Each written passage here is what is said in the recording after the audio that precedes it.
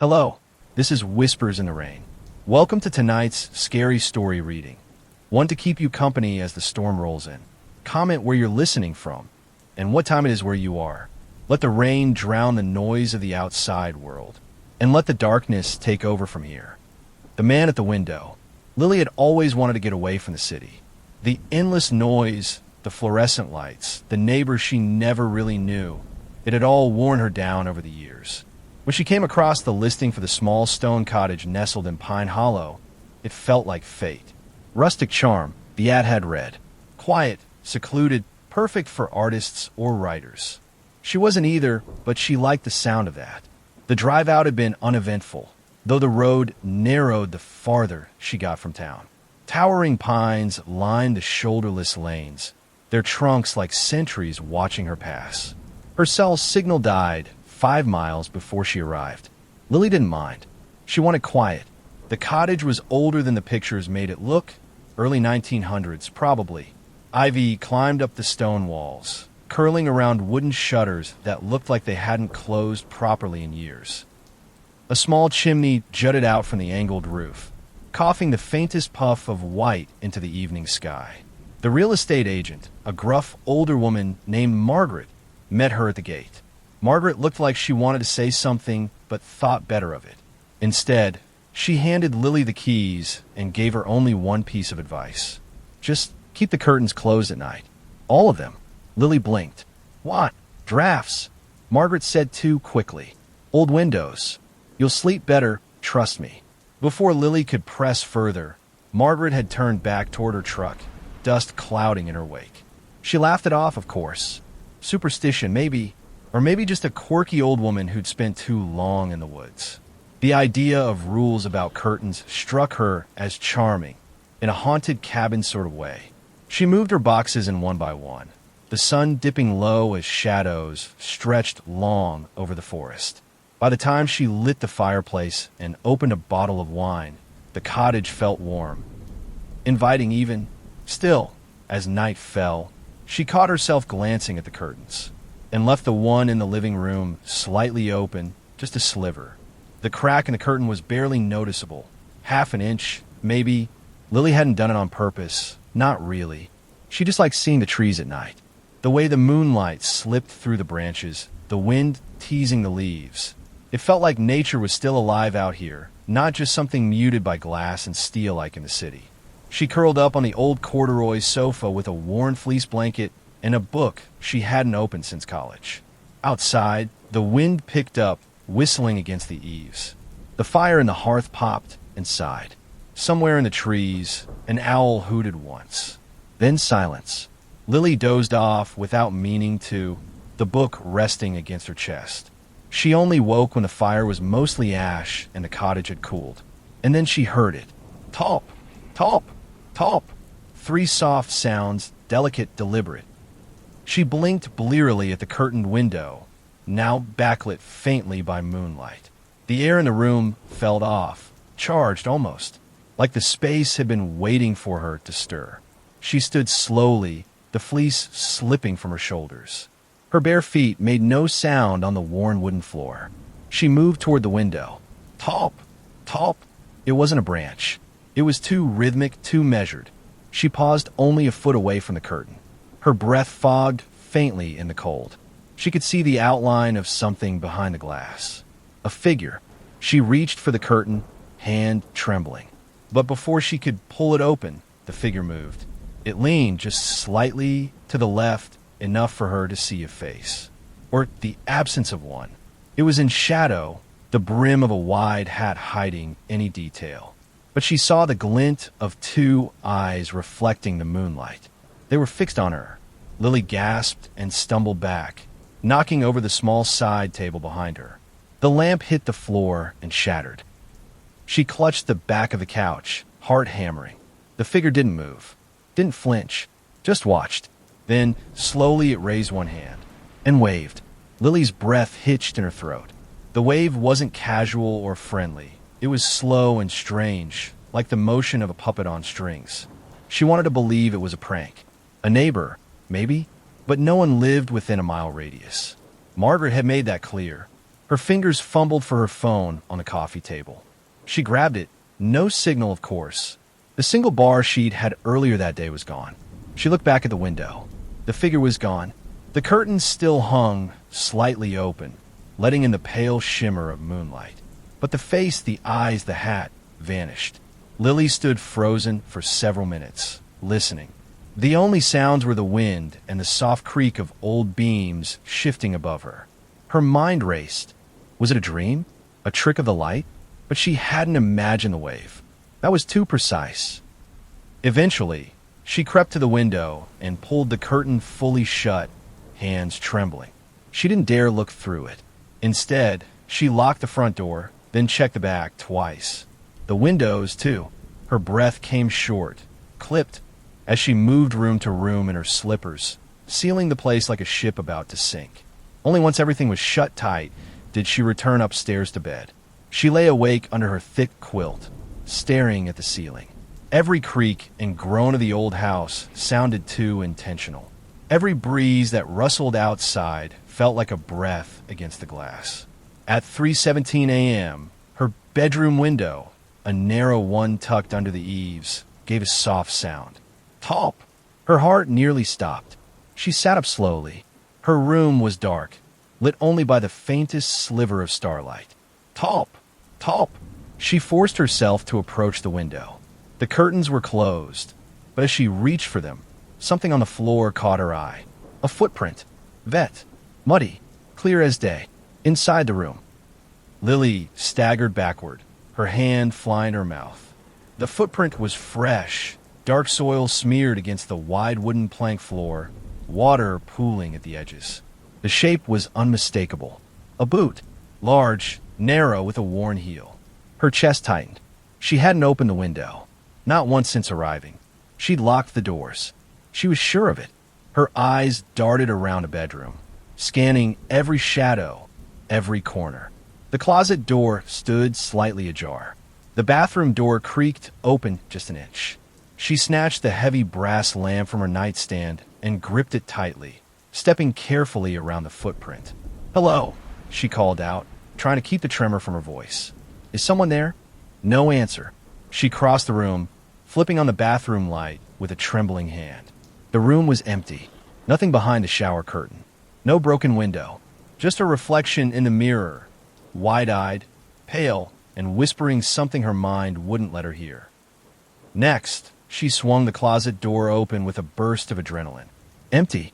Only her suitcase, half unpacked, and the faint scent of cedar. Lily knelt beside the footprint, inspecting it more closely. It was smeared, yes, but deep. Pressed in. Someone had stood there. She checked the floor for others, following the faint trail. There were two more, spaced apart, leading toward the window. She reached for the curtains with a sudden, angry tug. The window was closed. Locked. Frost had formed at the corners, and a spiderweb crack ran across one pane of glass, but hadn't been opened. Not tonight. Not ever. That was impossible. Someone had been here. Shaking, Lily wiped at the footprint with a towel, then crumpled it into the hamper like a guilty secret. She didn't sleep the rest of the night. Just sat up in bed with the lamp on, staring at the window, waiting. At 4:22 a.m., just before the first blush of dawn, a single word appeared on the outside of the glass, written in the condensation. E. Lily stared at the word, the letters trembling faintly in the cold. Hi. Just that. Cheerful. Innocuous. But the simplicity of it made her skin crawl. It hadn't been there a moment ago, and it was written from the outside. She stepped closer to the window, heart thudding. Her fingers trembled as she reached toward the glass. The letters had tiny ridges, as if a fingertip had traced them gently into the condensation. She checked the latch again. Still locked. Still secure. But the message remained. She looked out. Nothing. Just the woods. Tall, silent, sleeping trees standing in rows like sentinels. The moon had begun to dip, and a bluish-gray light painted everything in shadows. There was no sign of man, no footprints, no hut, but her gut told her he was still there, watching. That morning, as the sun finally broke the tree line, she stumbled downstairs. Her coffee pot sputtered to life, and the scent of caffeine offered a moment of comfort, a trace of normalcy. She sat at the small kitchen table, staring out through the back door at the mist curling low around the trees. A knock startled her. She jolted, heart lurching, but it wasn't the window this time. It was the front door. Knock, knock, knock. 3 firm raps. She crept toward the door, not daring to look through the peephole. Her hand hovered over the knob. Then, without opening it, she called, "Who is it?" No answer. She waited. "Hello," she said louder, her voice cracking. Still nothing. Then she noticed something on the floor just in front of the door. A thin slip of yellowed paper slid under the threshold.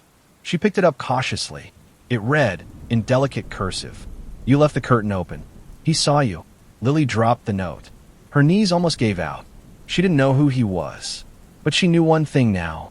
The man at the window wasn't just watching. He was waiting. Lily locked every door and window in the house 3 times over. She pulled every curtain tight, using safety pins to ensure they didn't part again, not even a sliver. She stuffed towels into the cracks beneath the doors. The light outside was growing stronger, but she didn't feel any safer. She stared at the slip of paper again. The ink looked faded, the paper soft at the edges, like it had aged in someone's pocket for years. It smelled faintly of mildew and ash. "You left the curtain open. He saw you." That message ran on a loop in her head. "He saw you." She sat at the kitchen table, flipping the note over. Nothing on the back. No signature. Just the soft rustle of the trees beyond the window, now safely hidden behind heavy curtains. By mid-morning, Lily decided to do something she rarely did: call for help. She plugged her phone into the wall and waited for it to regain a signal. Nothing. No bars. She paced the floor until it finally flickered. Just a dot, but enough. She dialed the real estate agent, Margaret. The line rang once, twice. Then went to voicemail. "And Margaret, hi, it's Lily from the cottage. Something's wrong here. I don't know how to explain it. I think someone's been watching me. Or no, not someone. She paused, squeezing her eyes shut. "Please call me back. I am scared." She hung up and almost dropped the phone. Another tap, this time from the back window. The curtains were drawn tight, but still. She heard it. Talp. Not a knock. Not random. Intentional. She crept to the window, but didn't open the curtain. Instead, she pressed her ear against the wall beside it. Silence. Then the sound of breathing, just beyond the glass. Low, steady, like someone standing still and calm, waiting for her to react. She bolted away from the wall and grabbed the iron fireplace poker, her knuckles going white around the handle. She stood in the center of the room, every curtain sealed, every door locked, but she felt exposed, as if the walls had eyes. Then came the creak of floorboards upstairs. Footsteps, slow, measured, and she was no longer sure she was alone. Lily's breath caught in her throat. She clutched the fireplace poker tighter and stared up at the ceiling, her ears straining. Step. A slow, deliberate creak of weight shifting above her. Step. It moved across the upper floor, toward her bedroom. But she had locked every door. She knew she had. She hadn't even opened the windows upstairs since arriving. She crept toward the staircase, knees weak. Her fingers hovered over the banister like touching it might wake something. She took one cautious step upward, then another. The floor groaned beneath her, a traitor to her silence. The sound above stopped. She paused halfway up, holding her breath. Then, thud, a loud, heavy sound, like something or someone had dropped to the floor above. She bolted the rest of the way up, throwing the bedroom door open with a yell, swinging the poker high. The room was empty. Nothing out of place. No footprints this time. No fog on the glass. The bed was untouched, the closet closed, the bathroom silent. She walked through the room with a growing sense of unreality. Had she imagined it? Was her lack of sleep catching up to her? Then she turned to leave and saw it. On the wall just behind the bedroom door was a drawing, scratched into the wood with something sharp. Deep gouged lines. It was a stick figure, roughly carved, childlike. But the head was far too large, with a wide-brimmed hat etched over it. Beneath the figure, written in jagged letters, "I like your eyes." Lily staggered back and dropped the poker. It clanged against the floor. The wall was bleeding. A slow trickle of dark red seeped from the carving as though the house itself had been wounded. She backed away, heart slamming her chest, and fled down the stairs. And there, on the bottom step, was another footprint. Vet, fresh, and facing upward. Someone had gone back upstairs, but she'd seen no one come down. Lily stood frozen at the bottom of the stairs, staring at the wet boot print. It hadn't been there a moment ago. The implications clattered through her brain like falling dishes. If the print was fresh, if it was facing up the stairs, then whoever made it had walked past her, or worse, through her. She backed away slowly, her socks soaking the edge of the footprint. Her throat was dry, tongue heavy in her mouth. She had to get out. Now, she rushed to the front door, fumbling with the lock. It wouldn't budge.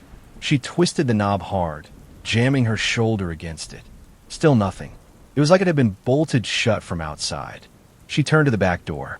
The same, locked, immovable, sealed like the house had grown roots around it.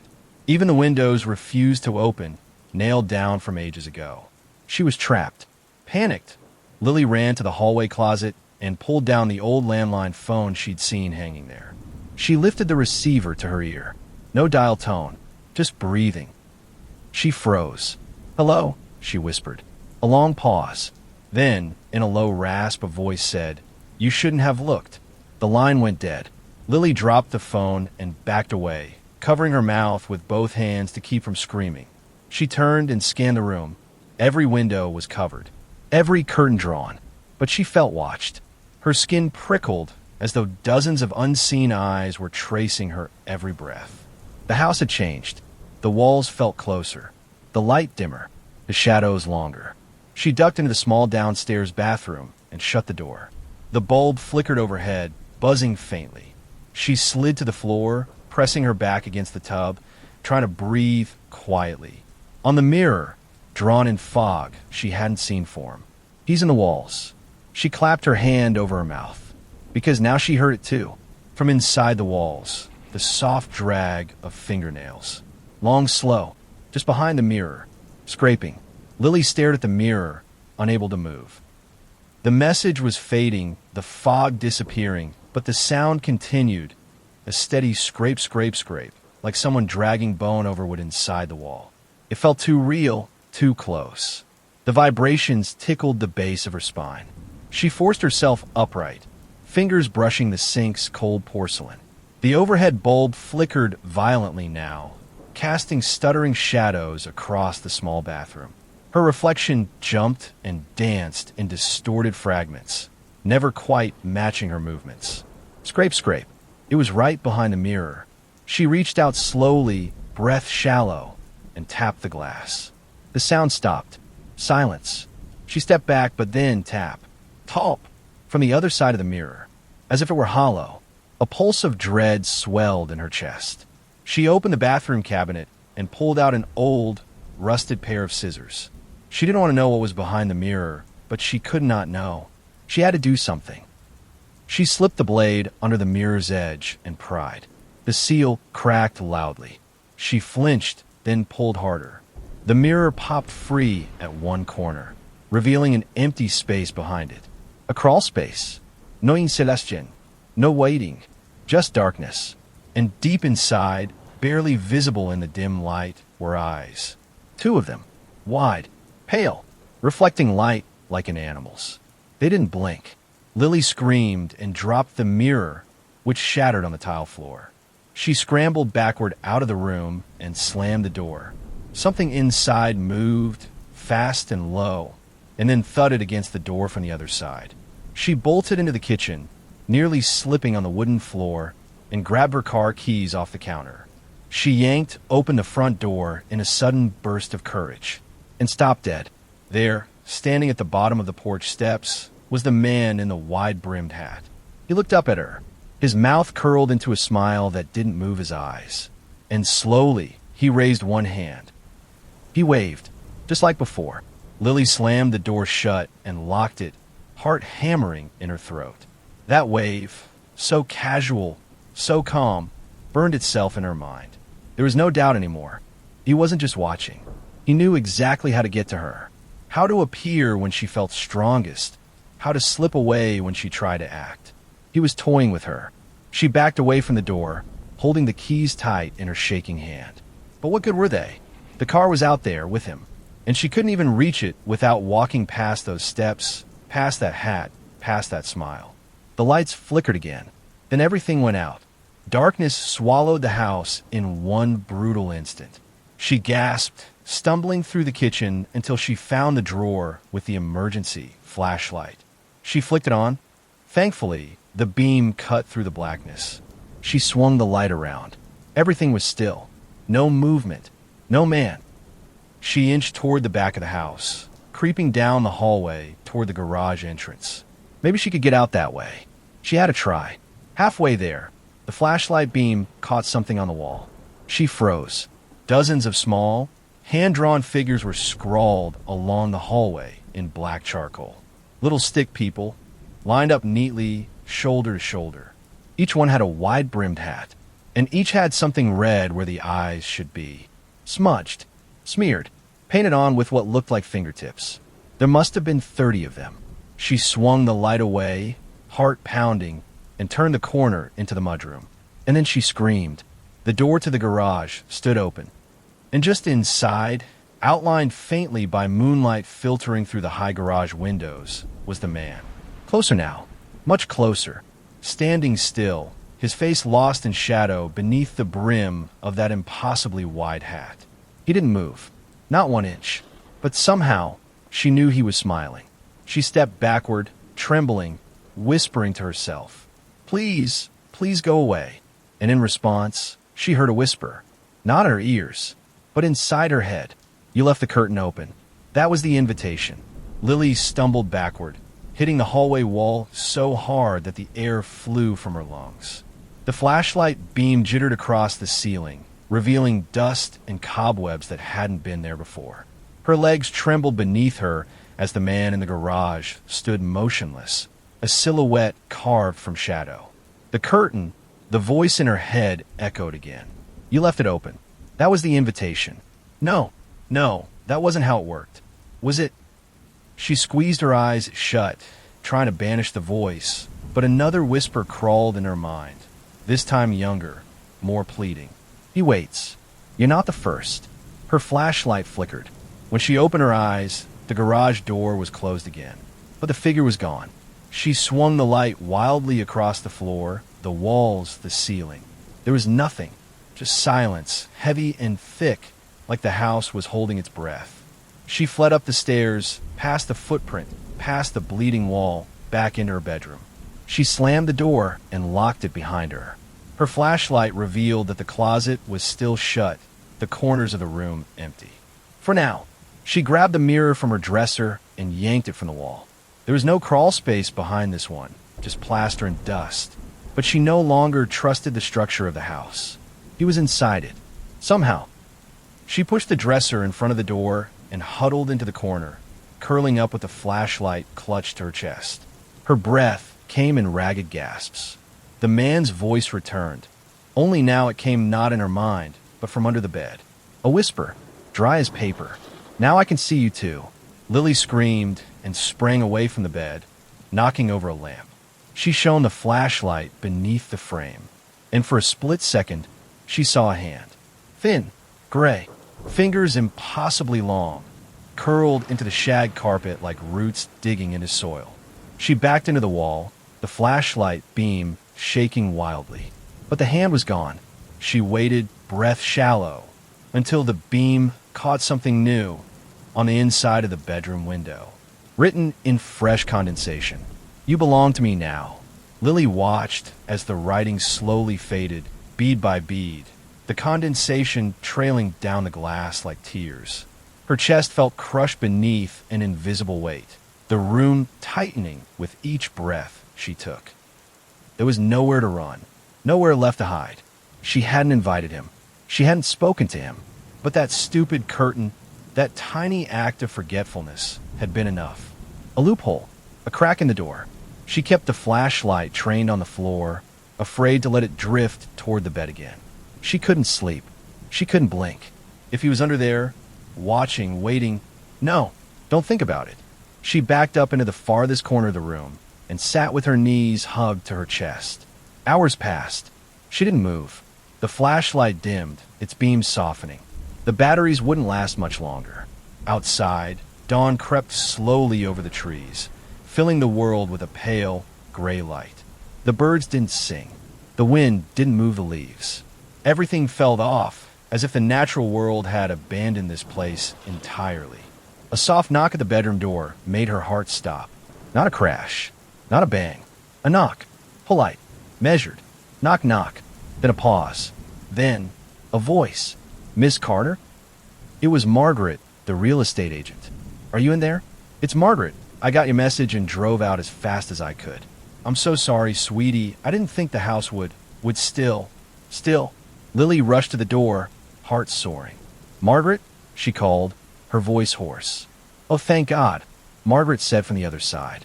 Sweetie, just open the door, okay? We can leave together. I'll explain everything. Lily hesitated. Something in the voice didn't sound quite right. There was a strange tightness in it, like someone mimicking concern but not feeling it. A second too slow, too calm. What do you mean still? Lily asked. Another pause. Then the voice said, You weren't supposed to see him. The flashlight went out. The room plunged into darkness as the flashlight died in Lily's hand. She dropped it, her fingers trembling. She stepped back from the door, the last threads of hope unraveling into panic. Outside, the voice still lingered.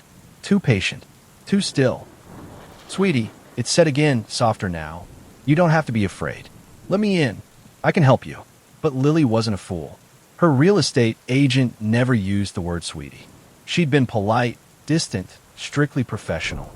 The voice outside the door, whatever it was wearing her like a child wearing their mother's shoes. The cadence was wrong.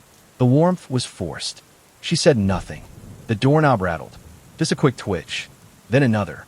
Then a long silence. I waited for her too, the voice whispered. But now it had changed again, slipping, cracking, revealing something deeper beneath. Not Margaret. Not human.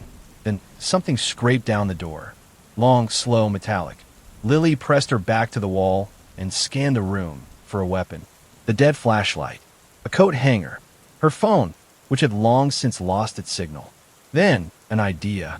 She crawled to her dresser, yanked open the bottom drawer, and pulled out a half-empty canister of hairspray. Still usable. She grabbed a cigarette lighter from the top of the desk, left behind by the previous tenant. It might work. A makeshift flamethrower. Her hand shook violently, but she practiced once. Click, whoosh. A small tongue of fire leapt from a nozzle. It was crude, but it gave her a burst of courage. She pushed the dresser away from the door. Slowly, quietly. The scraping on the other side had stopped. She leaned in, ear pressed to the wood. No breathing. No footsteps. Just silence. She unlocked the door, paused, then yanked it open. Empty hallway. Lily stepped out, hairspray canister raised like a weapon, sweeping her gaze left to right. Nothing. No one. But the moment she turned her back, the closet door in her bedroom creaked open behind her, and a pale, impossibly long hand began to emerge from the shadows. Lily didn't turn around at first. She couldn't. Her body froze mid-step as she heard the slow, agonizing creak of the closet door behind her. That same scratching, dry-fingered sound scraped softly over the floorboards, like someone crawling forward, low and jointless. She took a single step forward. The air behind her grew cold, thick as water. She could feel breath on the back of her neck. Her muscles tensed. Then, she spun, aiming the makeshift flamethrower toward the closet. Click, whoosh. A jet of flame burst out, illuminating the figure halfway out of the closet. No face, no clothes, just a stretched, sagging thing like melted skin draped over bones. Its fingers retreated with unnatural speed, and the door slammed shut with a deafening bang. Lily screamed and sprayed again, the flame dancing over the wooden closet door. Smoke curled in the air, but no fire caught. The smell of burnt dust filled the room. She backed into the hallway, panting. Then she saw something she hadn't noticed before. The portraits on the walls. They changed. Each now depicted the same scene. Her bedroom window, curtain drawn open. And standing just outside the glass in each painting, the man in the wide-brimmed hat. In some, he was facing forward.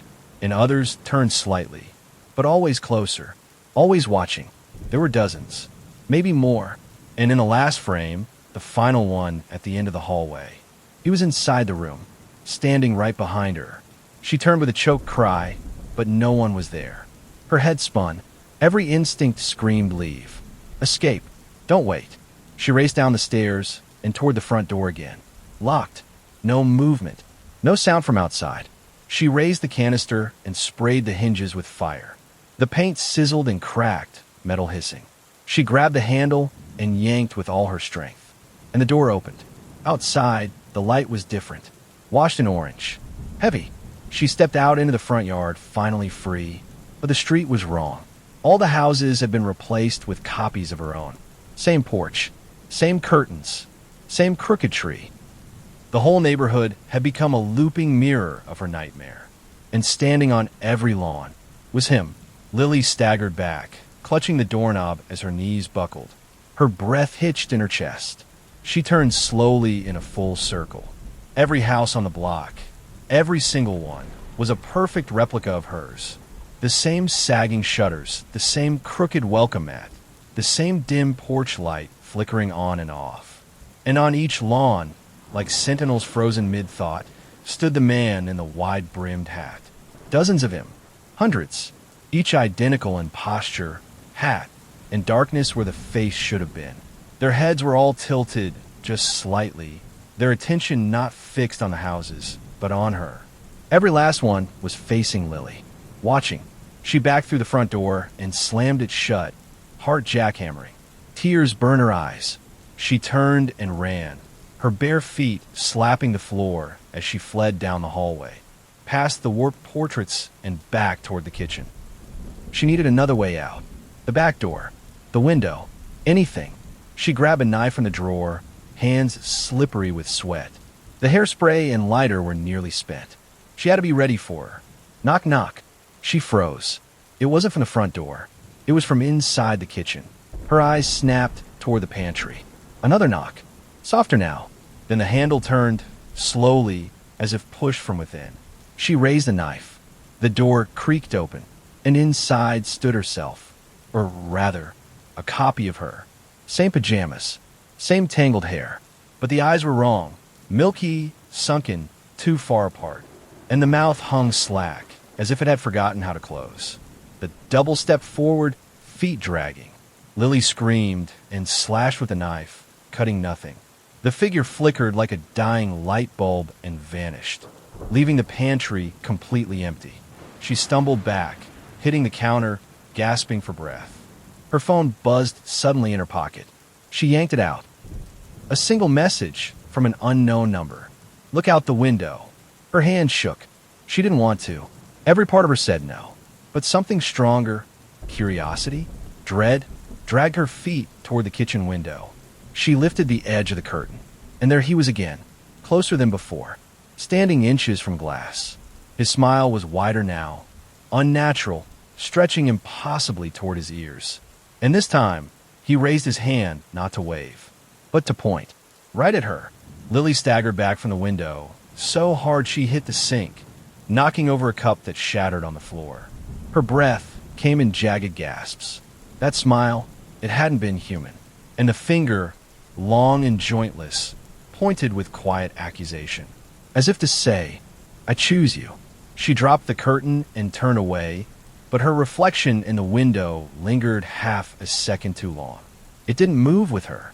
It stared and smiled back. She ran. Through the hall, up the stairs, past the twitching shadows and the melting portraits, back to her room. She slammed the door, locked it, and braced her body against it. Her mind screamed, wake up, this has to be a dream. But it wasn't. The bruises on her arms, the smell of smoke in her hair, the ache in her throat from screaming, they were all real. She checked the time. Her phone's battery was at 2%. It read 3:33 a.m., and then it died. She collapsed to the floor, exhausted, empty, But the house wasn't done. Behind her, the closet door creaked open again. This time, she didn't run. She rose slowly, turned, and stepped toward it, knife in hand. "Enough," she whispered. The closet yawned open, wider than it should have, deeper, stretching into a blackness that didn't match the dimensions of her home. The darkness inside pulsed like a living thing. She swallowed hard, and then she heard her mother's voice from deep inside. "Lily, honey, it's cold in here. Please help me." Tears sprang to Lily's eyes. She knew it wasn't real. Her mother had been dead for years. But the voice, it sounded perfect. Too perfect. Like a recording. "Lily," it whispered again. "He said if I bring you, we can all be together." Lily took a step back, and then two glowing red dots blinked open inside the closet. Not eyes. Not exactly. Just a presence. "Watching. You're already his," her mother's voice said again. "You just don't know it yet." The darkness in the closet spilled out like smoke. And from behind her, the bedroom window shattered inward. Glass sprayed across the room as the bedroom window exploded inward. Lily ducked, covering her head with her arms, shards cutting into her forearms and scalp. Wind rushed in, not cold but wrong. Thick. It carried the smell of rotted leaves and something older, like mildew and ash and time itself. She looked up. He was inside. No more glass between them. No curtain. No barrier. The invitation had been fully accepted. He stood just beyond the window frame, bent impossibly low to fit through. His limbs were longer now, unfolding slowly like the legs of an insect. His face, or what pretended to be a face, was obscured in a dense blur, as if reality couldn't quite settle on a shape. But the hat remained, casting a shadow that deepened every surface it touched. Lily screamed and slashed with the knife. He didn't flinch.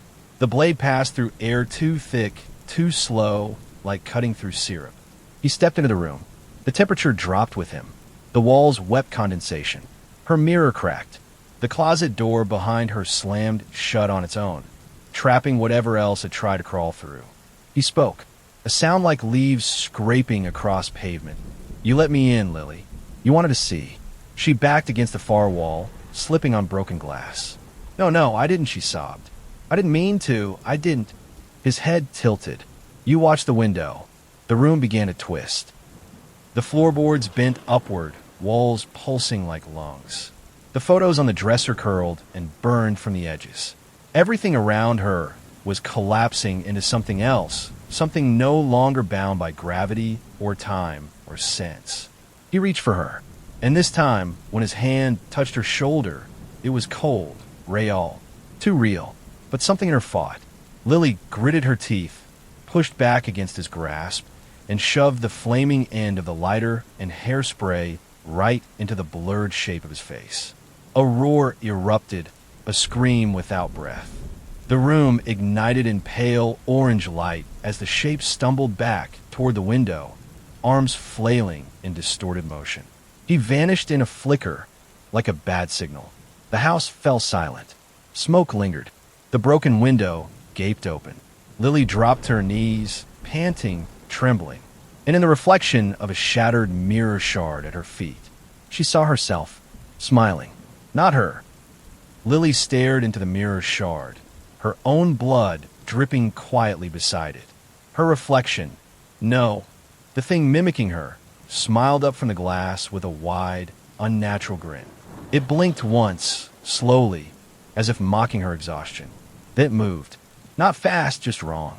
It tilted its head, then lifted a hand in a little wave. Her real hand didn't move at all. Her own face, split between real and reflected, began laughing, silently, mouth wide, teeth too perfect. She kicked the shard across the room. It shattered against the far wall, taking the smile with it. Lily staggered to her feet, gripping the edge of her dresser for balance. The window remained open, night air thick with rot pouring in.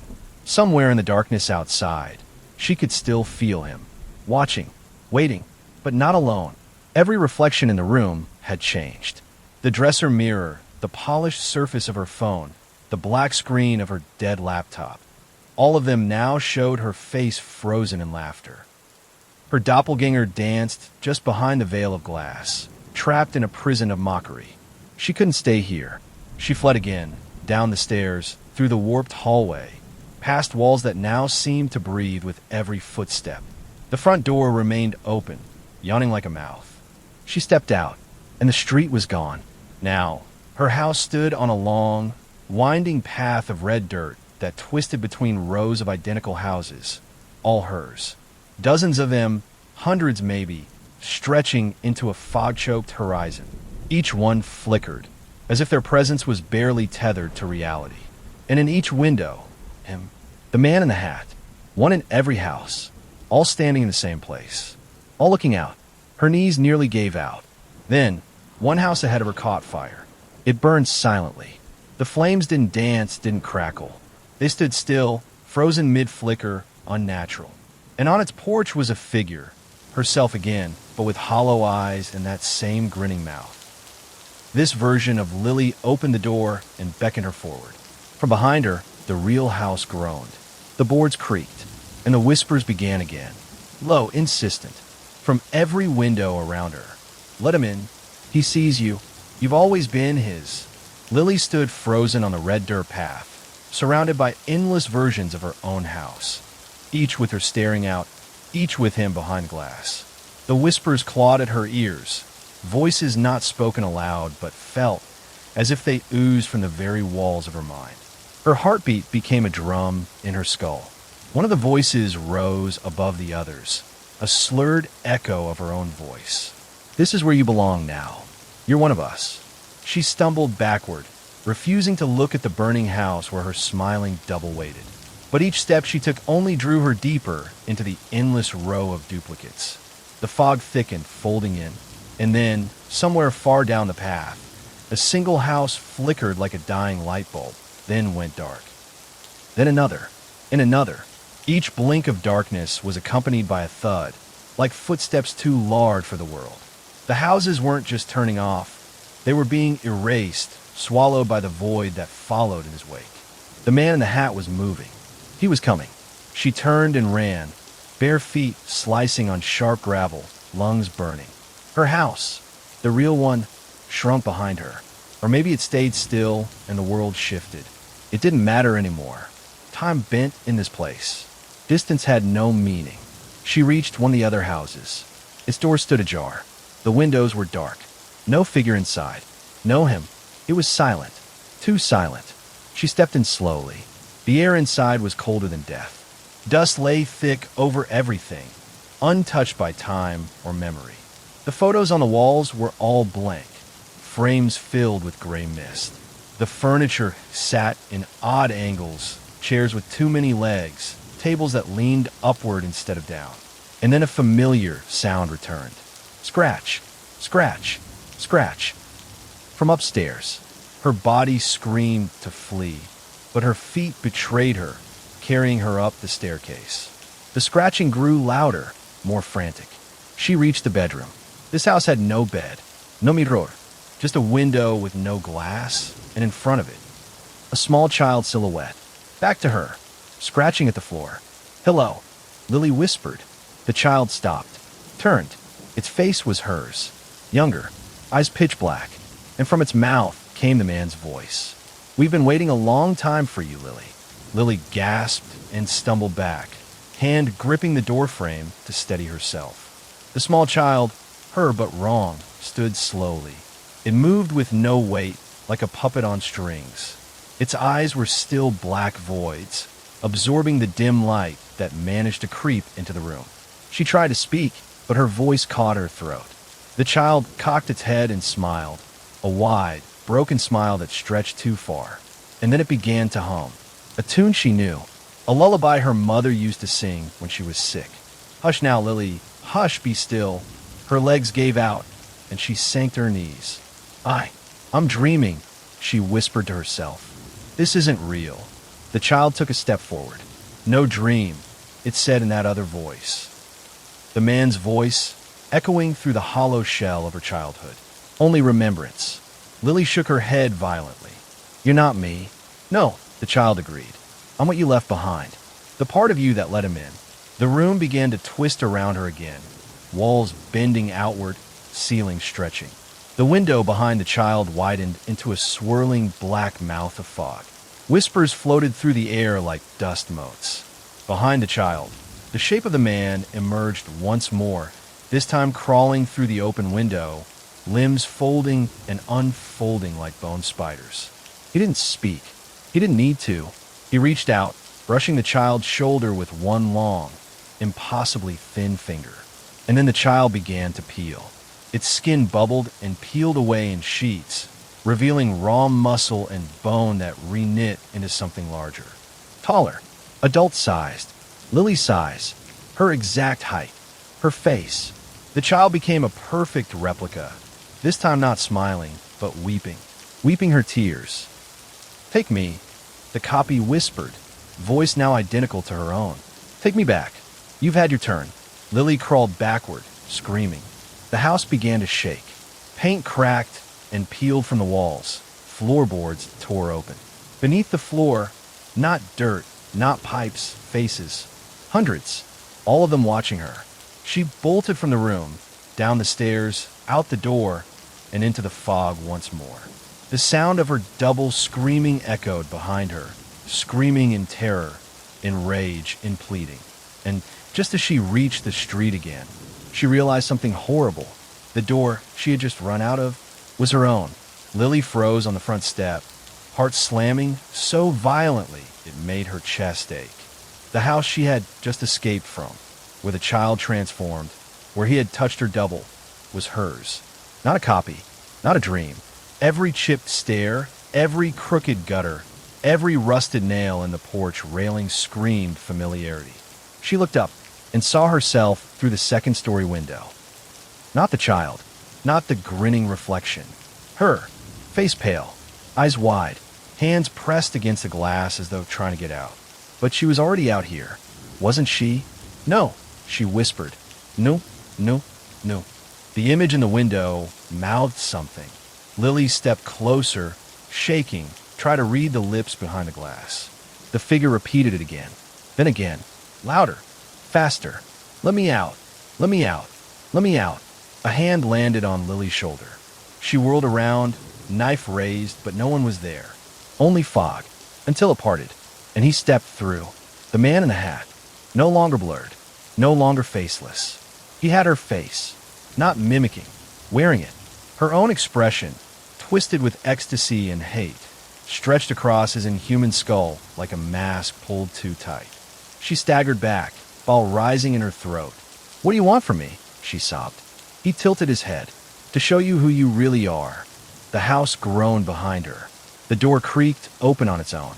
Inside, her double at the top of the stairs, now screaming like an animal.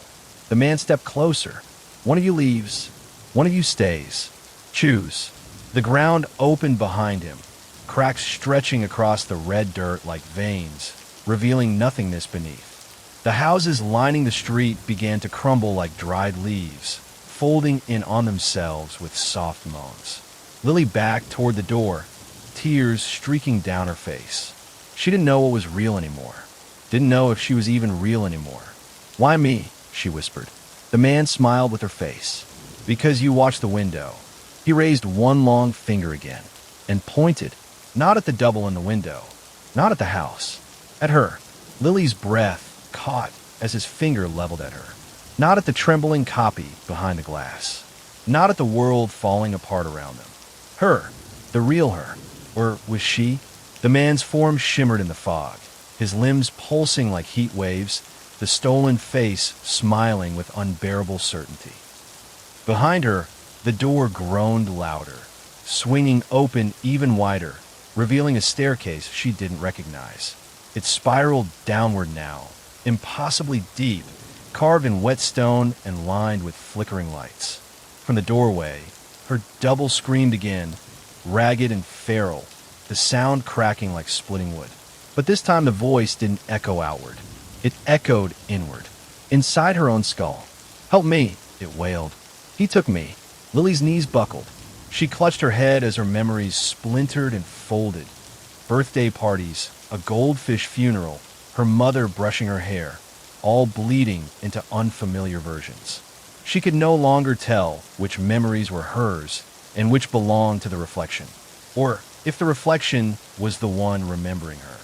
She looked back at the man. "Why?" she whispered. "Why me? Why do you need me?" He stepped closer. His voice was the sound of wind through hollow wood. "Because you saw. Because you opened the curtain. Because you didn't look away." Behind him, the sky cracked, literally split in a jagged seam of darkness. And beyond that seam, Lily glimpsed something that nearly broke her. An eye, the size of a city, open and watching. The stars around it twisted, spiraling inward like they were being consumed. She screamed and turned back to the house, stepping inside. The door slammed shut behind her, muffling the sound of worlds unraveling. Inside, silence. Then a voice. "Lily." She froze. It was her mother's voice. "Impossible. Lily, baby, where are you?" Soft footsteps from the kitchen. Her mother's silhouette rounded the corner, holding a steaming mug of tea. Her face just as Lily remembered. Tired, kind, warm. But something in her smile didn't reach her eyes. And then, a shadow passed over her mother's form. Just for a second. "Otol, hotchoped chodov."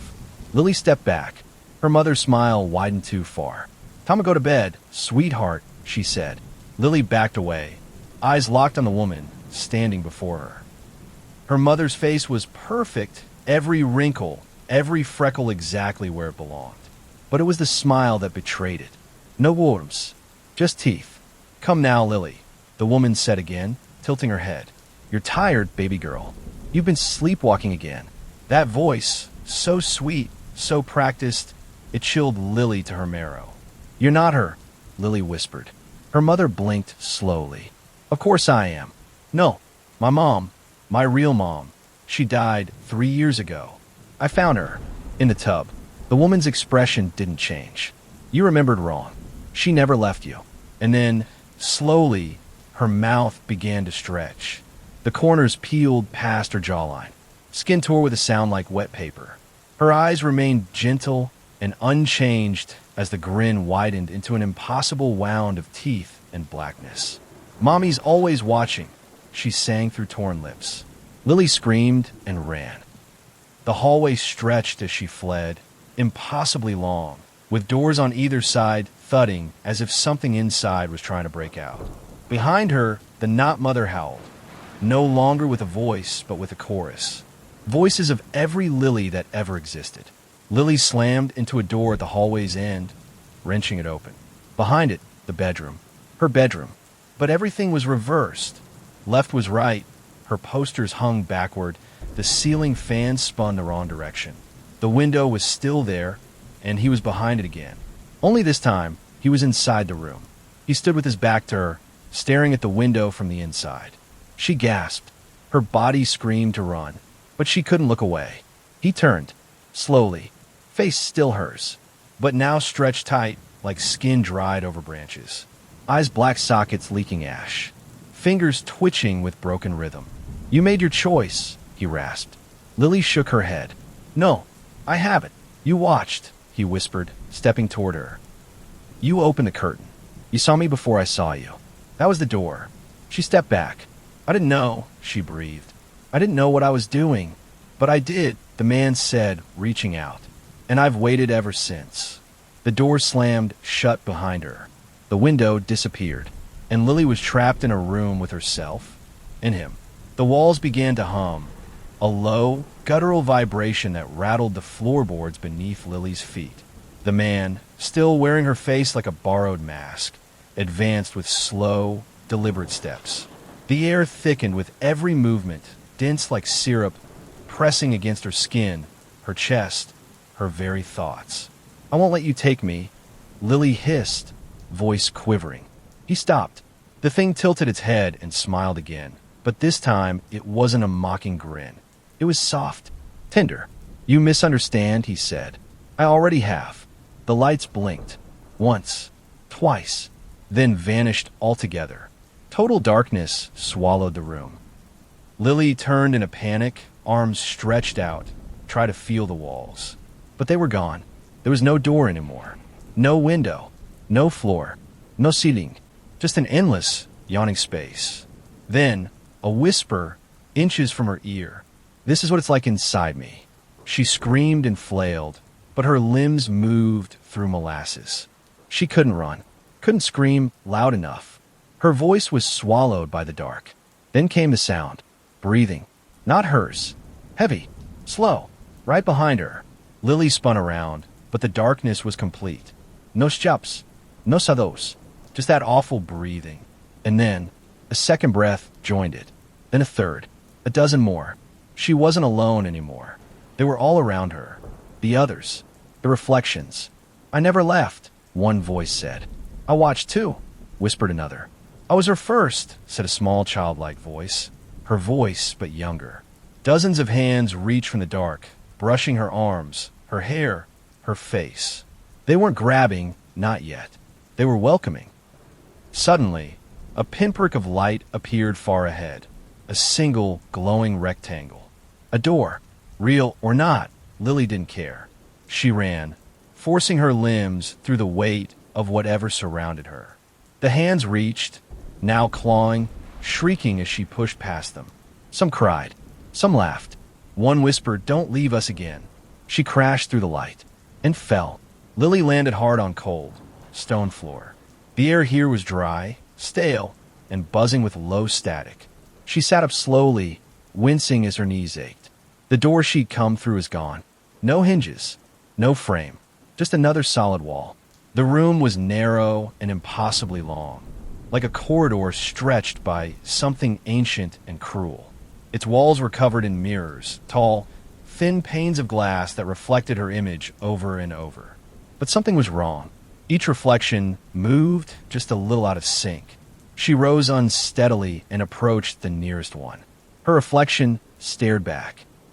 Same bruises, same dirt-streaked face, same fear in the eyes. Then it blinked. Before she did, she stumbled backward. In the next mirror, her reflection grinned.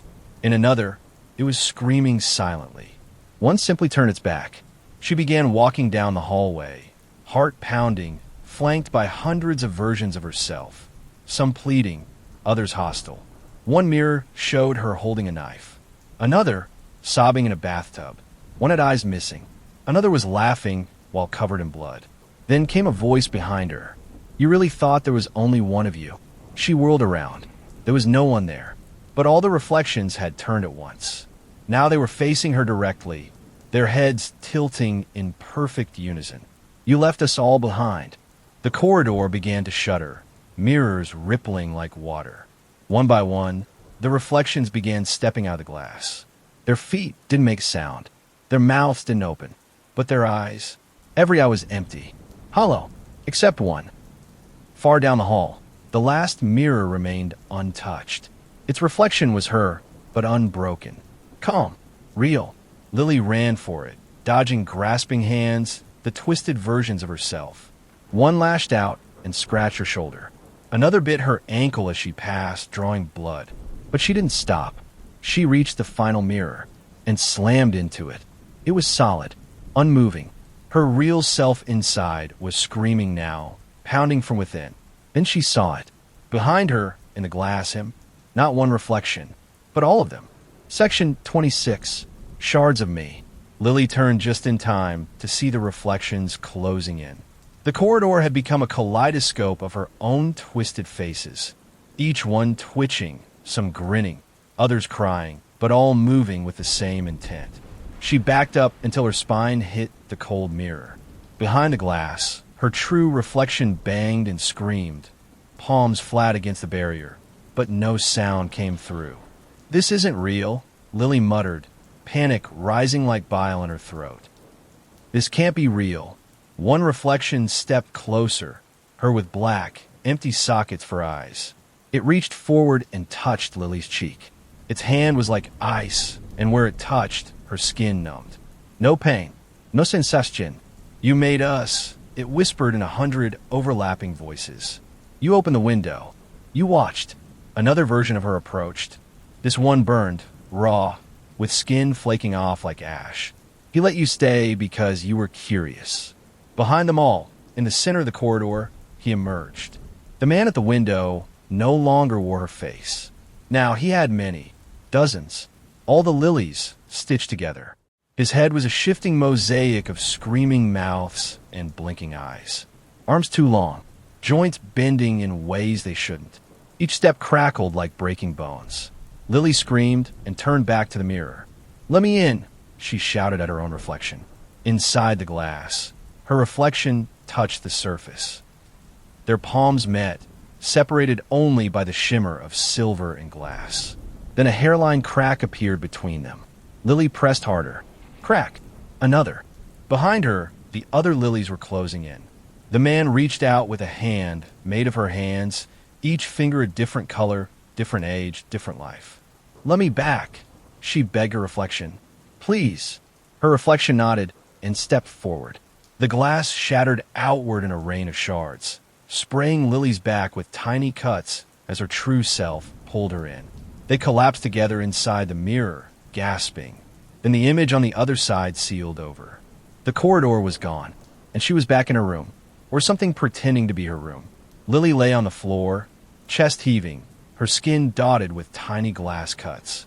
Her reflection, no, herself, was gone. The room was intact. Familiar. Too familiar. The bed was perfectly made. The posters untouched. The lamp on her desk cast a soft amber glow. But something was wrong. Too still. The air didn't move. Dust hung frozen in beams of light. Outside the window, the trees didn't sway. No sound of wind. No crickets. Even the ceiling fan hovered motionless, mid-spin. It was like stepping into a painting of her room rather than the real thing. She stood slowly, her muscles trembling. Blood ran in thin streams down her arms, warm against the chill that clung to everything. Then a creak. She turned toward the closet. Its door was ajar. Only slightly, but enough to see the blackness inside. No floor. No shelves. Just a yawning dark. "Not again," she whispered. Another creak. The door edged open a little more. This time, she didn't run. She grabbed her desk lamp, yanked the cord, and pulled it free from the wall. Holding it like a weapon, she stepped closer to the closet. "Who's there?" Silence. Then, a whisper. "You?" She flicked on the flashlight on her phone and directed it into the closet. The beam barely pierced the black. And there, standing upside down on the ceiling of the closet like a bat, was her. No, not her. The thing's face was hers, but twisted. Its smile cut too wide. Its fingers were long and sharp, digging into the ceiling like claws. Its eyes were full white, rolling like marbles. "I'm the one who stayed," it said. Lily stumbled back. The thing dropped to the floor with a wet thud, landing on all fours. You walked away from the window. You ran. It hissed, crawling forward. I didn't. Its limbs popped and twisted as it rose to stand. You looked away, and now you forget. But I remember everything. He showed me. Lily raised the lamp like a bat. The thing smiled wider. "You're already in," it said. And the walls of her room began to ripple. The walls pulsed, flesh-like now. Their wallpaper peeling in rhythmic undulations like something breathing beneath the surface. Lily backed into the corner, the desk lamp gripped tight in her shaking hands. The other Lily, the wrong Lily, smiled and cocked her head. "Everything he showed me is true," she whispered, voice echoing with layers of screams. "This room? It's not yours. It's his. He's just letting you borrow it." Lily's heart pounded in her throat. "You're not me." "Oh, I am. I'm what's left when you look too long." The thing stepped forward, barefoot on a now soft carpet. Every footprint left behind a smear of something black and glistening. "Do you remember the dream?" it asked. "You standing at the window. Him on the other side. But you didn't move. You watched." "I was scared," Lily choked out. "You were curious," the thing said, lips splitting apart. "And now you're remembering." The floor under Lily's feet sank an inch like quicksand. Her lamp flickered. In a blink, the other Lily was inches from her face. "You belong here now. Just like I do. Just like the others. We're all still watching." Lily screamed and swung the lamp with all her strength. The metal cracked into the side of the thing's head with a crunch, and it reeled back, hissing. A spray of black mist erupted from its temple, dissipating into the air like smoke. Lily ran. She didn't think, didn't plan, just ran. The hallway beyond her door was gone, replaced with endless glass tunnels, each wall reflecting twisted scenes. Her house on fire, her mother hanging from the ceiling, her father banging on the other side of the window, screaming her name as something dragged him backward. She picked one tunnel and sprinted into it, her breath coming fast and ragged. The glass whispered around her as she passed, the images following. And in every reflection, the man at the window stood closer and closer behind her, until finally, in one, he reached through the glass and grabbed her shoulder. Lily screamed as icy fingers dug into her shoulder. The grip was inhuman, unbreakable, unyielding. Her knees buckled as the arm dragged her back toward the mirror-like wall. The surface rippled where his hand had come through. No longer glass, but something like liquid mercury. "No!" she cried, clawing at the walls, her fingernails scraping uselessly against smooth reflections. Behind the surface, the man at the window loomed, half-formed, flickering in and out of shapes. A twisted patchwork of limbs and faces, some hers, some others, all staring. "Time to come home," he rasped. She twisted, bit into his wrist. The skin tasted of rust and ash. He didn't flinch, but the grip loosened. Just enough. Lily tore herself free, stumbling forward and crashing into another mirrored wall. This one didn't reflect her at all. It showed her room, but twisted. Rotting walls, a flickering light bulb swinging from a blackened cord, and a figure in her bed. A shape lying still, covered by a tattered sheet. She hesitated, hand reaching toward the surface. A whisper rose from the wall. "You need to see." Her fingers touched it, and she fell through. She tumbled forward into her own bedroom, but everything was wrong. The air smelled of mold and rot. The walls were slimy, weeping thick black tears that pooled on the floor. The window was boarded up from the inside, nailed shut with rusted metal. And the figure in the bed. Lily approached, her body trembling. She reached for the sheet and pulled it back. It was her, eyes wide open, staring, lifeless. A perfect, rotting replica. Her mouth hung open in a silent scream. Maggots wriggled from her lips, crawling across her cheek and into her hair. Lily stumbled back, retching. "What is this? What is this?" she whimpered, collapsing against a far wall. A voice behind her whispered, "The room never forgot you." She turned slowly, and the man stood there inside the room, this time not behind glass. His body flickered, warping between shapes, always keeping that terrible smile. "You left, but you never closed the window." Lily backed into the corner, hands trembling, her eyes locked on the man at the window as he stood among the rot and decay of her twisted bedroom. The air around him warped and pulsed. The walls behind him breathed in slow, wet motions. She could barely bring herself to look at his face. It changed constantly, pieces of other faces sliding across his skin like oil on water. "You watched," he said gently, as though speaking to a child. "You were the first to see me. Do you know what that means?" She shook her head. "It means I never had to leave." His voice was close to a whisper, but it filled the room like a shout. He stepped forward, and the floor beneath his feet blistered, cracked, and bled. Flies buzzed in a slow orbit around his head. "Please," Lily whispered. "I didn't know. I didn't understand." "You did." He knelt in front of her, eyes boring into hers. "You looked again. You came back. That's all I ever need. A crack in the pane. An invitation." She squeezed her eyes shut. "You're not real. This isn't real. You always say that. And yet here you are." She felt a warm hand brush her cheek. Her eyes flew open. It was him. His touch was gentle, too gentle. It made her skin crawl. "I gave you a gift," he murmured. "You saw behind the glass. You remember. But now the time for looking is over." He stood and extended a hand. "Now you join me." Lily stared at him. Her thoughts raced. Join him? No, she couldn't. She reached into her pocket and found the shard of mirror she hadn't even realized she was still carrying. The jagged edge caught the light, glinting weakly in the darkness. The man noticed. His smile widened, until she plunged the shard into her own palm. Pain exploded in her hand, hot and immediate. Blood ran freely. But more importantly, the illusion shattered. The floor groaned. The ceiling cracked. The rot peeled back. He screamed, not in pain, but in fury. "You broke the rule," he roared, his voice echoing like thunder through collapsing walls.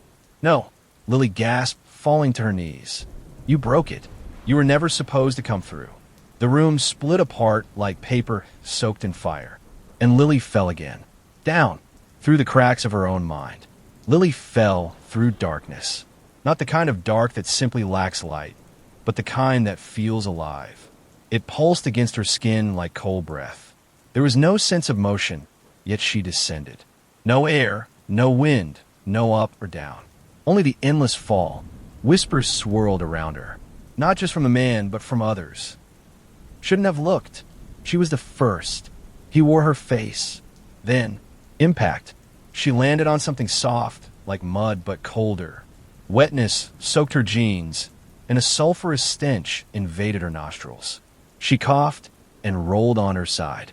Shapes loomed in the blackness, towering spires made of broken glass, bone, and twisted frames. Windows, hundreds of them, stood upright in the dark. Some shattered, others glowing dimly from within. Every one showed a room. A different room. Bedrooms. Basements. Nurseries. All with one thing in common. A window. And someone watching it. Sometimes a child. Sometimes an old woman. Sometimes someone who looked just like Lily. The windows pulsed with pale light, flickering like heartbeats. Then she saw him again. Not standing. Not walking. Floating. The man at the window drifted between the glass towers, hands outstretched, palms brushing the surface of each window. With every touch, a new eye opened on his arms, his neck, his chest. He was collecting them, stealing their sight. Lily crouched low, trying to disappear behind a jagged structure. But he turned. All his eyes, dozens, maybe hundreds, focused on her. And he smiled. "You've come far," he said, voice echoing in the vast chamber. "You've seen more than most. That makes you mine." "No," she whispered. "I'm not yours." "You are," he said, drifting closer. "You were the first to see me, Lily. But you won't be the last." And now, his arms stretched unnaturally wide. "You'll watch with me forever." Lily bolted, her breath ragged, feet slapping against the cold, wet ground. The dark beneath the world had no sky, no ceiling, just those towering window frames rising like gravestones. Her footsteps echoed into nothingness, but his voice followed her, soft and constant. "There's nowhere to go." She passed one glowing frame. Inside, a woman sobbed at the edge of a crib. Another, an empty kitchen with a faucet running endlessly, flooding the floor. Another, her father, his mouth open in silent scream, pounding against glass. Lily choked back a sob. She turned a corner, darted between two leaning spires, and slammed into a wall of something soft. It moaned. She recoiled and looked up. It was a person, or it had once been. Its eyes were gone, sewn shut. Its mouth stretched open and sealed with panes of glass where teeth should have been. Its fingers were curled tightly around a frame. Inside it, Lily saw a version of her own room, except empty. Waiting. The thing wheezed. Don't look again." Lily backed away. Another whisper, then another, all around her, from the eyeless watchers grasping the windows. Too late. He sees. He wants to be seen. She turned. He was there, floating just above the ground, arms open, all his hundreds of eyes locked onto her. She screamed and hurled a stone at him, but it never hit. It simply vanished in the air, swallowed. "Don't fight it," he said gently. "You've already seen too much. Now you get to be part of it." She ran again, blind in the maze of memories and decay. She passed a window and glanced, just a glance. Inside, her mother, sitting on the edge of Lily's childhood bed. But she was speaking, not to Lily, to him. "She's seen you, hasn't she?" the mother asked. The man's voice replied softly, "Soon, she'll be me." Lily stumbled away from the frame, heart nearly failing. There was no escaping him. Unless she broke the window. All of them. Every single one. Lily spun around, eyes wild, scanning the towering rows of glowing frames. There were dozens, hundreds, each pulsing faintly like the rhythm of a dying heartbeat. Each one held a memory, a moment, a victim. She gritted her teeth. No more watching. She grabbed a thick shard of bone from the wet ground, hefted it like a club. Her first swing shattered the nearest window with a deafening crack. Glass and shadow exploded outward in a geyser of shrieks and rushing air. The window's light went out. The scream of the man followed. No! She turned, swung again, another pane shattered, and another. Each one collapsed inward like glass lungs deflating, and every time, the ground trembled and the walls moaned. Eyeless watchers began to shift. Some turned their sewn-shut faces toward her. Others reached out, arms trembling, like they remembered something long forgotten. "You're breaking the chain," one rasped. "She's unmaking the memory," another whispered. Lily didn't stop. Glass flew around her like rain as she tore through the hall of windows, screaming with each strike, each release. The faces behind the glass faded, some grateful, some weeping, some simply gone. Then, behind her, a new sound. Footsteps, not floating, not echoing, real, heavy, angry. She turned. The man at the window no longer hovered. He walked. His legs were long and jagged, like broken stilts. His face, no longer smooth, peeled in ribbons of reflected screams. The eyes, so many eyes, bled light now, and his mouth stretched impossibly wide. "You cannot undo me," he said, voice cracking the air like thunder. "I am what happens after the glance. You saw. That's all I needed." Lily backed into another tower. "Then I'll unsee." She raised the shard and plunged it into the final window nearest her. It wasn't just glass that shattered this time. The entire world rippled. The tower of frames began to fall like dominoes, collapsing into darkness. The earth cracked, a howling wind screamed through the void, and the man shrieked, not in rage, but in fear. "You can't leave me here alone," he hissed, clawing at the air as his form came apart, shreds of shadow tearing from his body. Lily stumbled backward as light spilled into the cracks, and the whole place began to burn. Lily fell again, but not into darkness this time, into light. It roared around her like fire, heatless but cleansing. The shattered window world dissolved behind her, vanishing into smoke and ash. The last she saw of the man at the window was a shape unraveling like ribbons of shadow, the scream caught in his throat as his countless eyes closed forever. Then, silence. Lily awoke on a wooden floor, cold and familiar. She blinked. Her room. Her real room. Not rotting, not twisted. No breathing walls or flickering lights. Sunlight filtered through the window. The real window. Clear. Normal. Closed. Lily sat up slowly, heart thundering. Her hands were clean. Her palm no longer bled. Her clothes, though dirty and damp, were real fabric, not the viscera-stained scraps she'd worn in that other place. She stood, wavering. The room was still. Nothing whispered. Nothing watched. But she had to be sure. Lily crept toward the window and stared out. The street below was quiet. Morning dew sparkled on the grass. A car passed. A neighbor walked their dog. Just life. Normal. She exhaled shakily and reached toward the glass. Her fingers hovered just above it. It felt different. Real, yes. But somehow dormant. Like it was waiting. Her phone sat on her nightstand. She picked it up. Battery dead. No messages. No time lost. It was like none of it had happened. Except, she opened her closet, and there at the very back, tucked behind old sweaters, was a mirror. One she didn't remember owning. It stood tall, dusty, silent. The surface didn't reflect her immediately. Not until she stepped closer. When she did, her face appeared. Pale. Tired. But her. She leaned in, and for a moment, just a moment, in the far corner of the reflection, something moved. She snapped back, heart hammering. The mirror was still. Lily closed the closet door. Then she hammered a nail into it. Then another. She pushed her dresser against it. She dragged her bookshelf in front of that. She would not look again. Ever.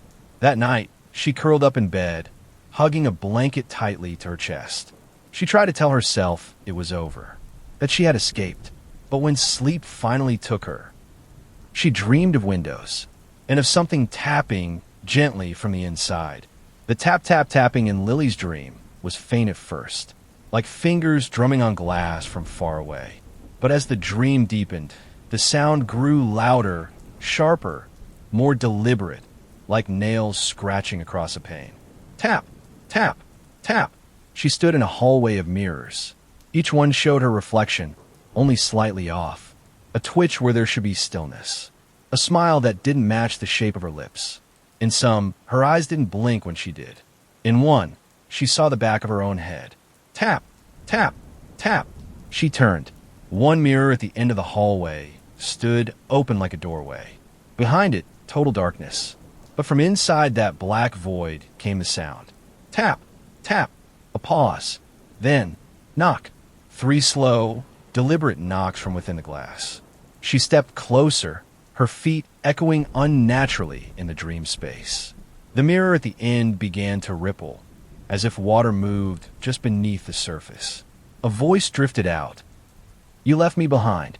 Lily froze. No, she whispered. You closed the window, but not the door. The glass shimmered again. For a heartbeat, she saw a shape. Long, pale arms, hundreds of eyes weeping black tears, a grin that stretched too wide. I told you, it whispered. You saw me. That's forever. She turned to run, but the hallway bent. The mirrors leaned inward, closing like a maw of jagged teeth. Each reflection now grinned at her, some with her own face, others with his. The tapping grew frantic. Tap, tap, tap, tap, tap, tap. Then came a bang. She awoke screaming, tangled in sweat-soaked sheets. Her bedroom was dark. No beat sun. No morning sun.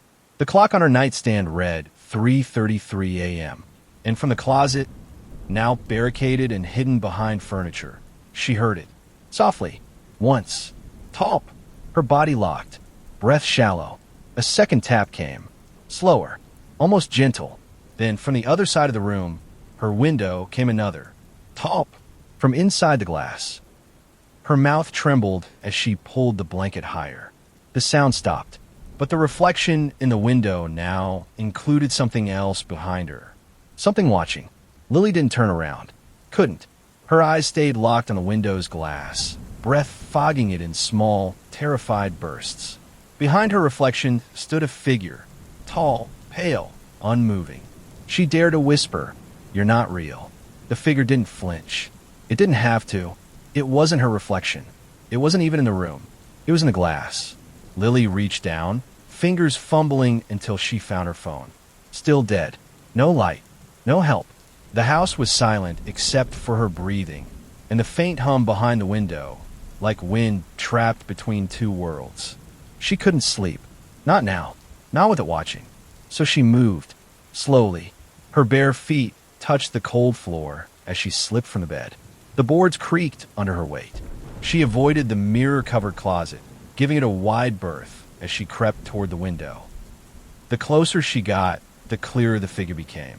He stood just behind the pane, not outside, not in her backyard, but within the glass itself, as if the window no longer showed the outside world, but a reflection of another place entirely.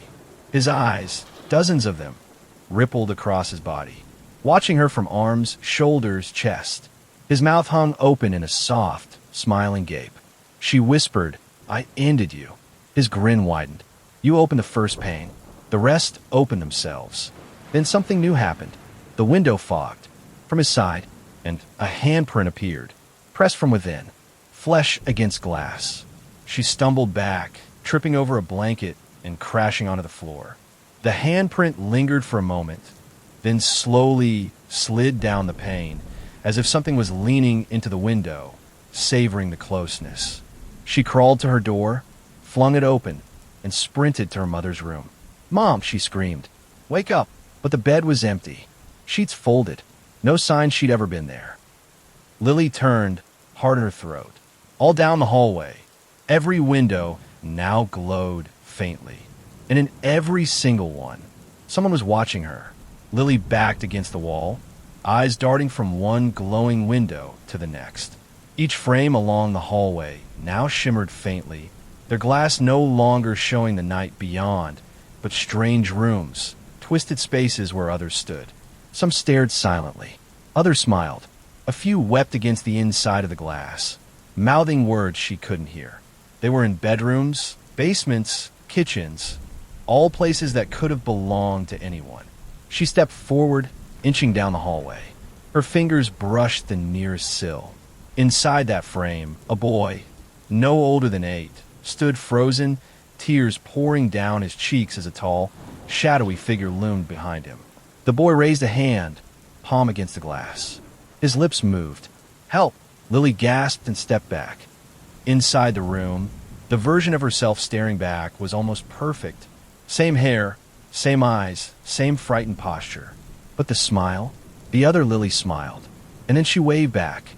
The man slowly turned his head, impossibly smooth, and looked down at the real Lily standing outside.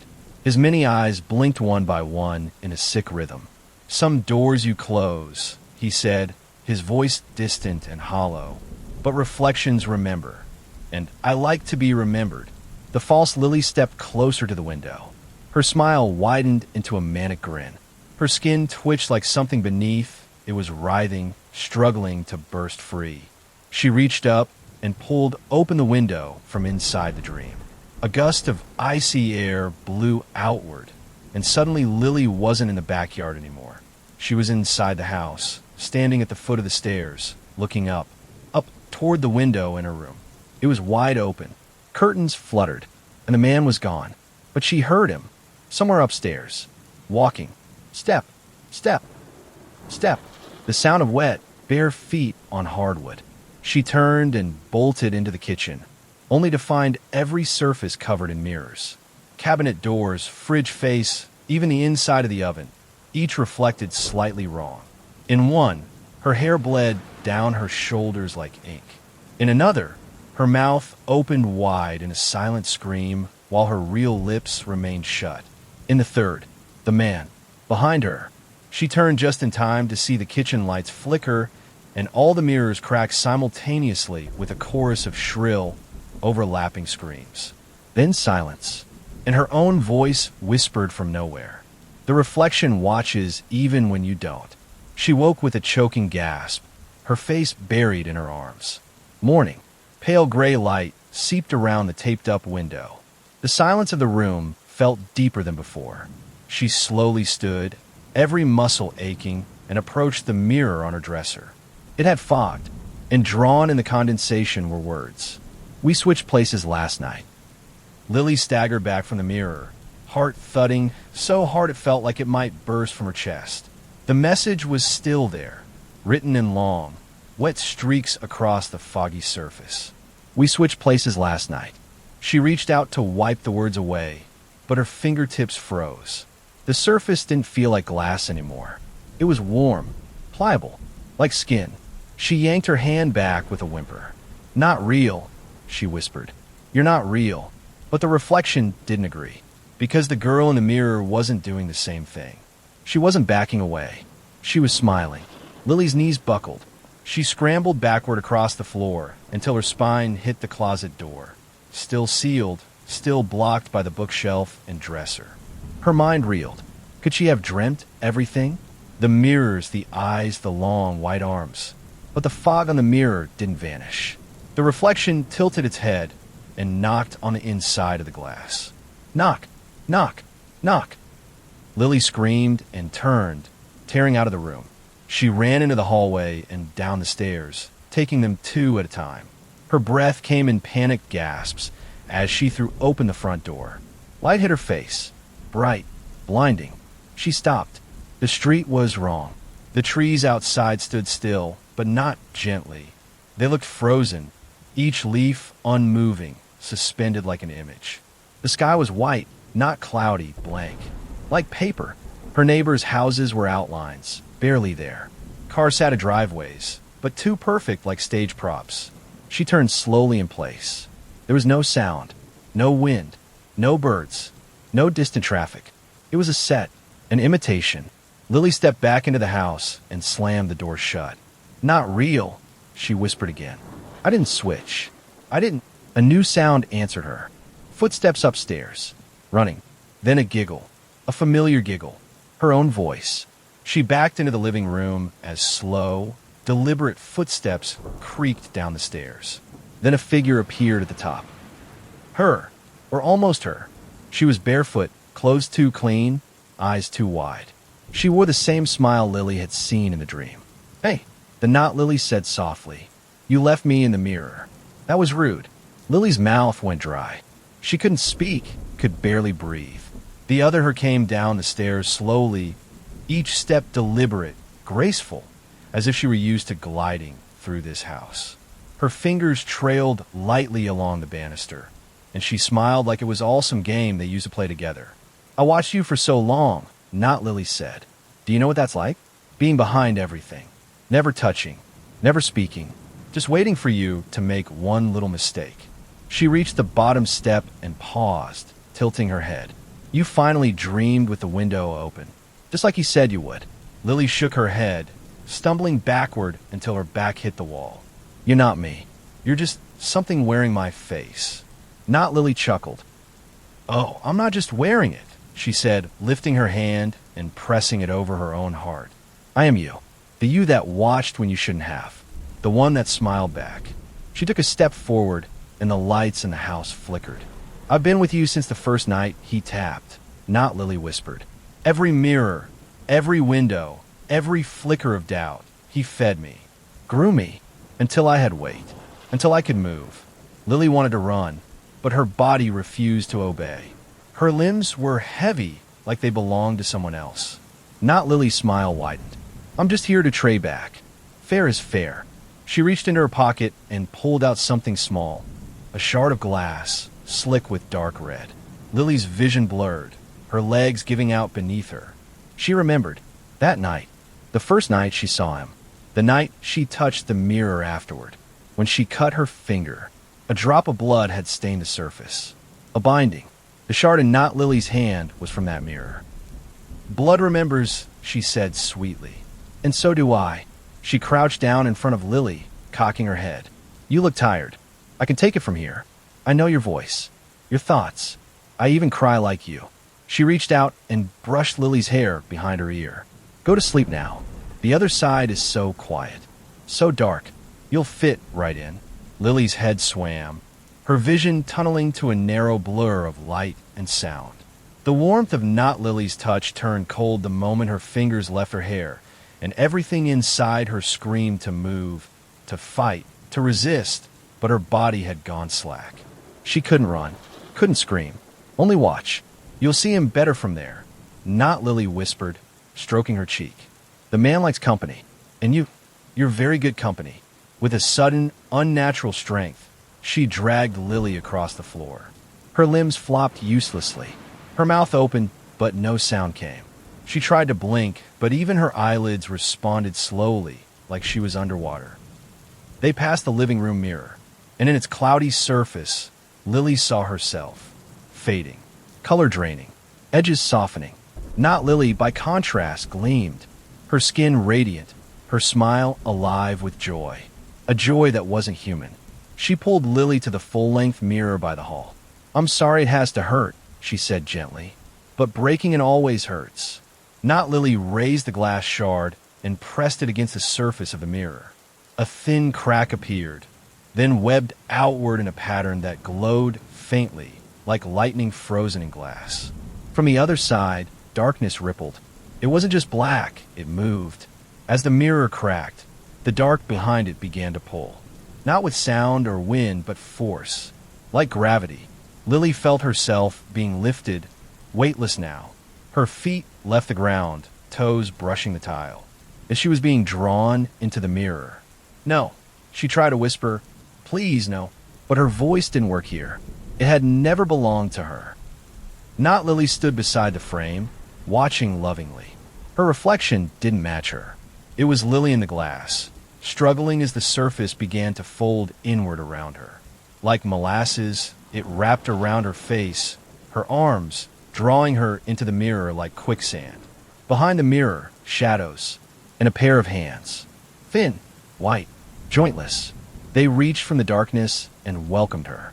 As Lily slipped fully into the glass, her scream finally broke free, but only inside. Outside, the mirror went still, clear, and in it stood not Lily. Alone. She adjusted her hair and smiled at herself. And somewhere, just behind the glass, the real Lily screamed in silence. The new Lily, not Lily, stood perfectly still before the mirror. She admired her reflection, smoothing her hair and blinking slow, practiced blinks. Behind the glass, the real Lily beat her fists against the surface, her mouth wide in a scream no one could hear. Not Lily turned away. From her side of the mirror, the room looked normal. Ordinary. But for Lily, it was reversed, everything backwards. Cold, shadowed. She could see into the house, but no one could see her. She saw herself walk through the living room, stretch her limbs, and glance out the window with a casual grin. No one would ever know. No one would question it. Not Lily had studied everything.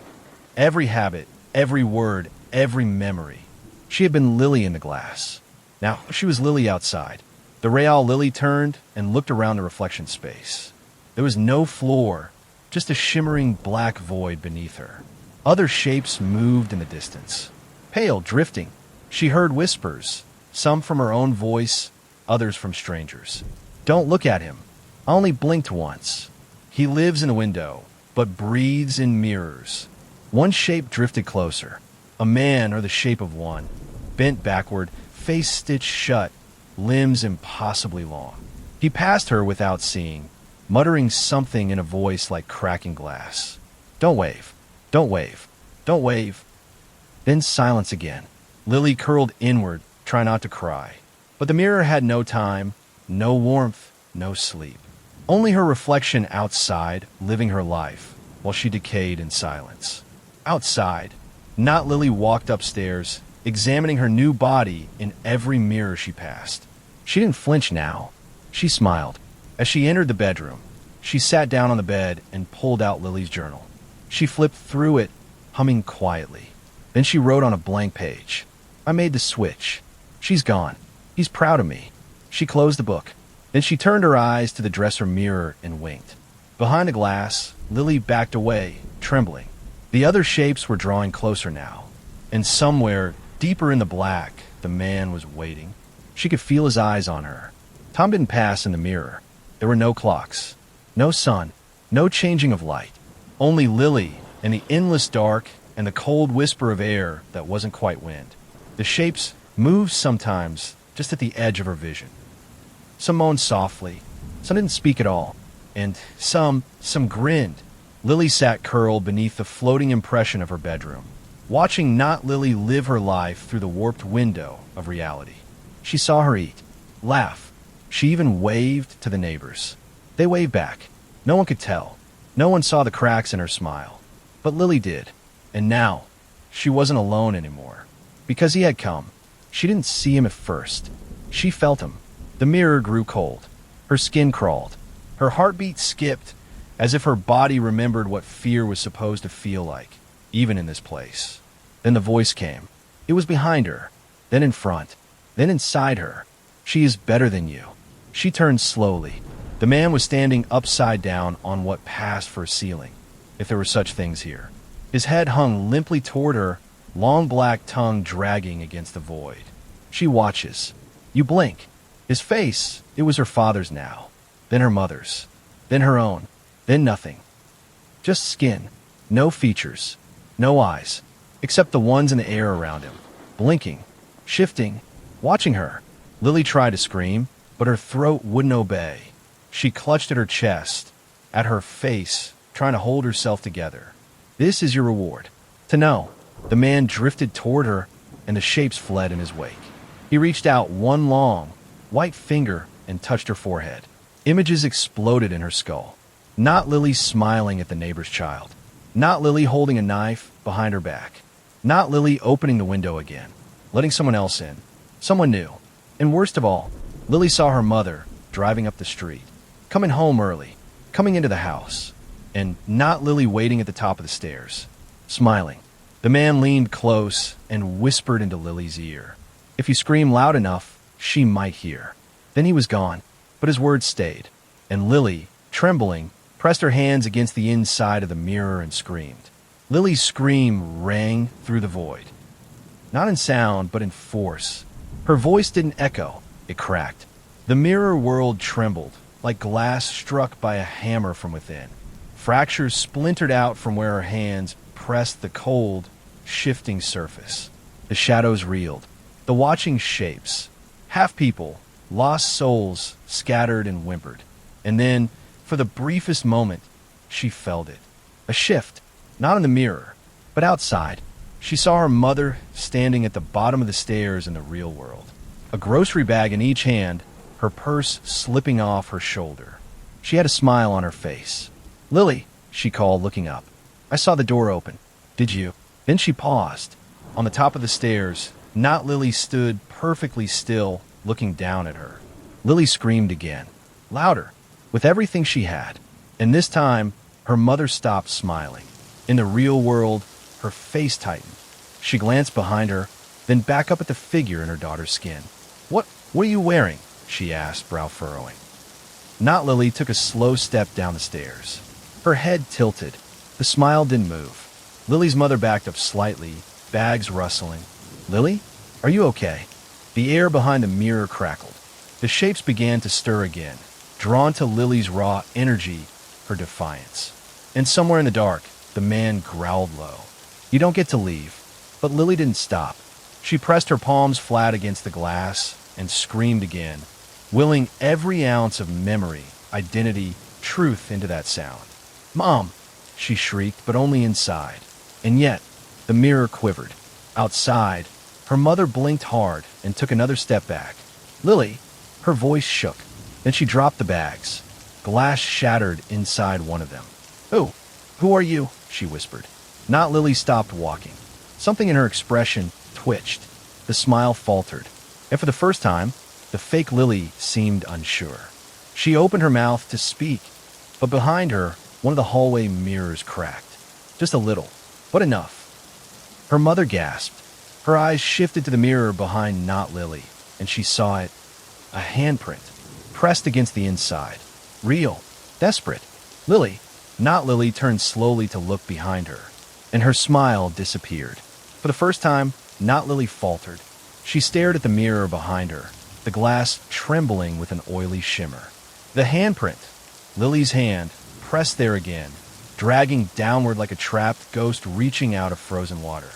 Behind it, the real Lily was screaming so hard she could feel blood running from her nose. Her hands throbbed from pounding the inside of the mirror. But now, her mother could see her. She could feel it. Not Lily's hands balled into fists. Her voice, when it came, was wrong. Slightly off. "Mom, what's wrong?" she asked sweetly, descending another step. Her mother didn't answer. She just stared, wide-eyed, at the mirror, then at the girl standing in front of it. "You're not my daughter," she whispered. Not Lily's smile twitched and died. She turned fully toward the mirror now, as if the thing she'd left behind was reaching back too far. Her face tightened into something hungry, no longer human. She lunged at the mirror, but the glass pushed back. From the other side, Lily shoved. With a roar of pressure, the mirror exploded outward in a spiderweb of fractures.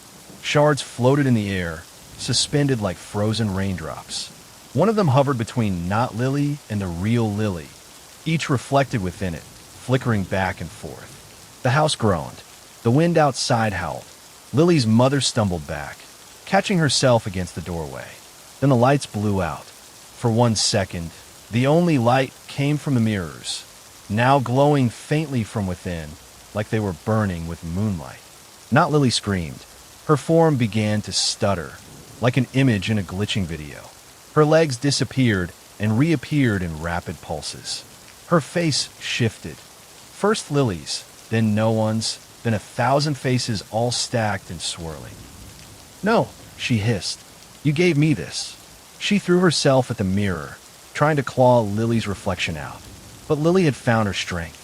She reached forward with both hands, gripped the frame from the inside, and pulled. The darkness roared behind her. The man's voice boomed. Stay. But she didn't listen. She screamed one last time. Her name, her life, her truth, and the glass shattered. The sound of the shattering mirror was like no sound Lily had ever heard. Like 1,000 screams at once, like ice cracking over deep water, like bones breaking inside glass. A pulse of force burst outward, slamming into not Lily and hurling her across the upstairs hallway. She struck the wall and splintered. Not like a person, like a shell. Her body twisted, glitched, twitched in and out of shape. Her fingers became too long. Her face slurred like wet paint. For a moment, she was just static, a ripple of something broken trying to wear skin that no longer fit. And in the shards of the shattered mirror, Lily stepped out. She fell onto the wooden floor, gasping. Cold, pale, covered in frost, but alive. Real. Her hands bled from the cuts. Her breath steamed in the air like fog. Her mother cried out from the bottom of the stairs. Lily! She tried to run up, but Lily weakly raised a hand. Don't stay back, because not Lily was moving again. She crawled along the floor, one leg bent the wrong way. Her mouth hung open, unhinged, and her eyes, now black pits, rolled wildly in her head. You're not supposed to come back, she snarled, voice glitching. He chose me. He let me out. Lily stood shakily. Her reflection, her real self, was back. Her heartbeat pounded in her ears. Then go back, Lily said. Not Lily shrieked and lunged, but Lily had grabbed a shard of the mirror. Sharp, silver, cold. She met Not Lily's leap midair and slammed the shard into her chest. Not Lily's scream turned into a howl. Not human, not even animal. The wound burst with light, and the hallway mirrors exploded one after another. Not with sound, but pull. The void wanted her back. Hands reached from each mirror, grabbing at Not Lily's thrashing limbs. They didn't care she was screaming. They didn't care she begged. They pulled.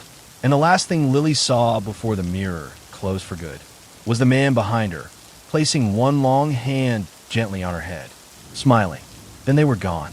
All the mirrors in the house were empty. Still, lifeless. The silence that followed was heavier than any scream. Lily collapsed to the floor, the mirror shard clattering beside her. Her mother reached her a moment later, pulling her into her arms, sobbing into her hair. I thought I lost you, her mother whispered. I thought you were gone. I thought. Lily said, her voice hoarse. I was trapped, she took my place. But I'm back now. Her mother pulled back and looked at her. Her eyes darted across Lily's face, searching for something, some confirmation. Then she nodded. I know. I knew something was wrong. I didn't want to believe it, but her voice broke. They stayed there, in the wreckage of broken glass and the faint smell of cold air, until Lily slowly pulled away. I need to show you something, she said. They rose together. Lily led her mother through the house, pointing to each mirror that once shimmered with something else. Now they were just glass, ordinary, empty, but they both knew better. In her room, the original mirror, the one where it all started, was gone. Just a bare wall remained. Lily sat on the edge of her bed, her hands shaking. Her mother knelt in front of her. Did he hurt you? Lily nodded slowly. He doesn't need to hurt. He waits. He watches. And if you let your guard down, he makes a deal you don't know you're making. Her mother shivered. But why you? I look too long, Lily whispered. I waved. Her mother went still. Then she stood and moved to the hallway closet. She returned moments later with a roll of masking tape and a black sheet. She covered the broken glass remains, one by one. Covered every mirror in the house. Until we know what's real again, she said. Lily watched her. She wanted to believe it was over. But something deep inside still felt watched. That night, Lily couldn't sleep. She lay in her bed, eyes open, heart pounding, staring at the dark. Then, Talp! Talp! Her eyes widened. The window. She sat up slowly. The curtains stirred with the night breeze, and in the reflection of the glass, faintly, she saw something move. She crept forward, barefoot, floor cold beneath her. The window was closed, locked, but the reflection? In it stood a man, still, pale, smiling. His eyes were hers. Lily stumbled back from the window, heart hammering so loudly she thought it would burst from her chest. The reflection remained still for a heartbeat, then blinked. The man didn't move, but his expression changed. The smile faded into a slight frown, like a disappointed parent watching a child disobey. "You're still mine," the reflection mouthed. No sound, just the movement of his lips. Lily yanked the curtain closed and stepped away, pressing her back to the wall. Her breath came in short, sharp gasps. She reached for the light switch, only to remember the bulb had shattered during the earlier chaos. Everything was too quiet. She tiptoed into the hallway. Her mother's door was closed, a faint sliver of light underneath it. Lily didn't want to wake her. Not yet. Not unless. Talp! Talp! This time, from the bathroom mirror. Lily spun, eyes locking on the closed bathroom door. She hadn't realized it until now, but that mirror hadn't shattered. It hadn't even cracked. She approached slowly, as if drawn. One step, then another. The door creaked as she pushed it open. Moonlight poured in through the frosted window, casting a faint glow across the sink and porcelain tub. The mirror above the sink gleamed. Perfect, untouched, and in its surface, a reflection that was not her own. It was her, but pale, drained of color. Her eyes were completely black, her smile too wide. The thing in the mirror tilted its head and tapped its fingers gently against the glass. Talp! Talp! Talp! Behind her, a cold wind crept under the door. Lily reached for the towel to cover the mirror, but froze. The reflection moved without her. It stepped forward, hands pressed to the other side, and mouth, "Let me back in." Lily shook her head. "No," she whispered. The thing smiled wider. Its mouth split open, revealing not teeth but eyes. Tiny human eyes, hundreds of them, blinking inside its throat. "You think it ends with him?" It whispered, the voice hissing inside her skull. "He watches, but we remember." Then it pressed both hands to the glass and pushed. The surface of the mirror rippled. Lily stumbled backward, her heels striking the cold tile as the bathroom mirror rippled like water disturbed by a pebble. The thing behind it, her reflection, but not, kept pressing forward, its features warping with every passing second. Its hands were hers, but wrong. Too long, too many knuckles, fingers twitching like spider legs. "Let me back in," it hissed again. This time, the words reverberated in the walls, soft and wet, like breath in the pipes. "No," Lily whispered, shaking her head. "You're not real. You're just a shadow." The thing laughed. Not loud, just soft enough to crawl under her skin. You let him in. You opened the first door. The window. Lily clenched her fists, trying to summon the same fire she had earlier. But she was exhausted, weak. Her body ached from being pulled through glass and from clawing her way back into the world. She backed toward the doorway. The mirror pulsed. From its surface, cracks began to spread. Not fractures of breaking glass, but veins. Black, oily veins spidering across the surface like frost in reverse. The thing inside pressed harder, and now Lily could see more behind it. A world, or what used to be one. Mountains of broken mirrors, skies of turning faces. A field of eyes. Everything watched. Everything whispered. And, standing at the center of it all, his back turned, was the man. Still, waiting. Lily gasped. She turned and ran. Back down the hall, her feet thudding softly on the wooden floor. Into her room, slamming the door shut. She grabbed a thick towel and jammed it under the doorframe. Then she turned to her closet and pulled out the roll of duct tape her mother had used earlier. With shaking hands, she taped over her dresser mirror, her lamp's reflective base, even the glossy finish of a photo frame. Everything that could reflect. Because now she understood. It wasn't just the man. It was what he brought. What waited in the dark places behind every reflection. Things that once had names, that fed on identity, memory, self. The man was only the first, the invitation, and she had RSVP'd. Lily barely slept that night. Her eyes remained fixed on the ceiling as the hours dragged by, the silence punctuated only by the occasional creak of the old house settling. Or was it settling? Every whisper of wind outside felt like breath against the glass. And every time she blinked, she saw reflections where there shouldn't be any. At some point, Her mother knocked on the door. "Lily," she called softly. "It's morning, sweetheart." Lily opened the door slowly, blinking against the soft light of dawn filtering in through the curtains. Her mother gasped when she saw her. Dark circles under her eyes, pale skin, tape and cloth covering nearly every reflective surface. "Oh, honey, what happened?" Lily didn't answer right away. She just motioned toward the bathroom mirror. They walked together down the hallway. Lily braced herself, but when they entered the bathroom, the mirror was just a mirror. No veins, no black-eyed version of herself pressing against the glass. But Lily still approached it cautiously. She stood in front of the mirror and stared.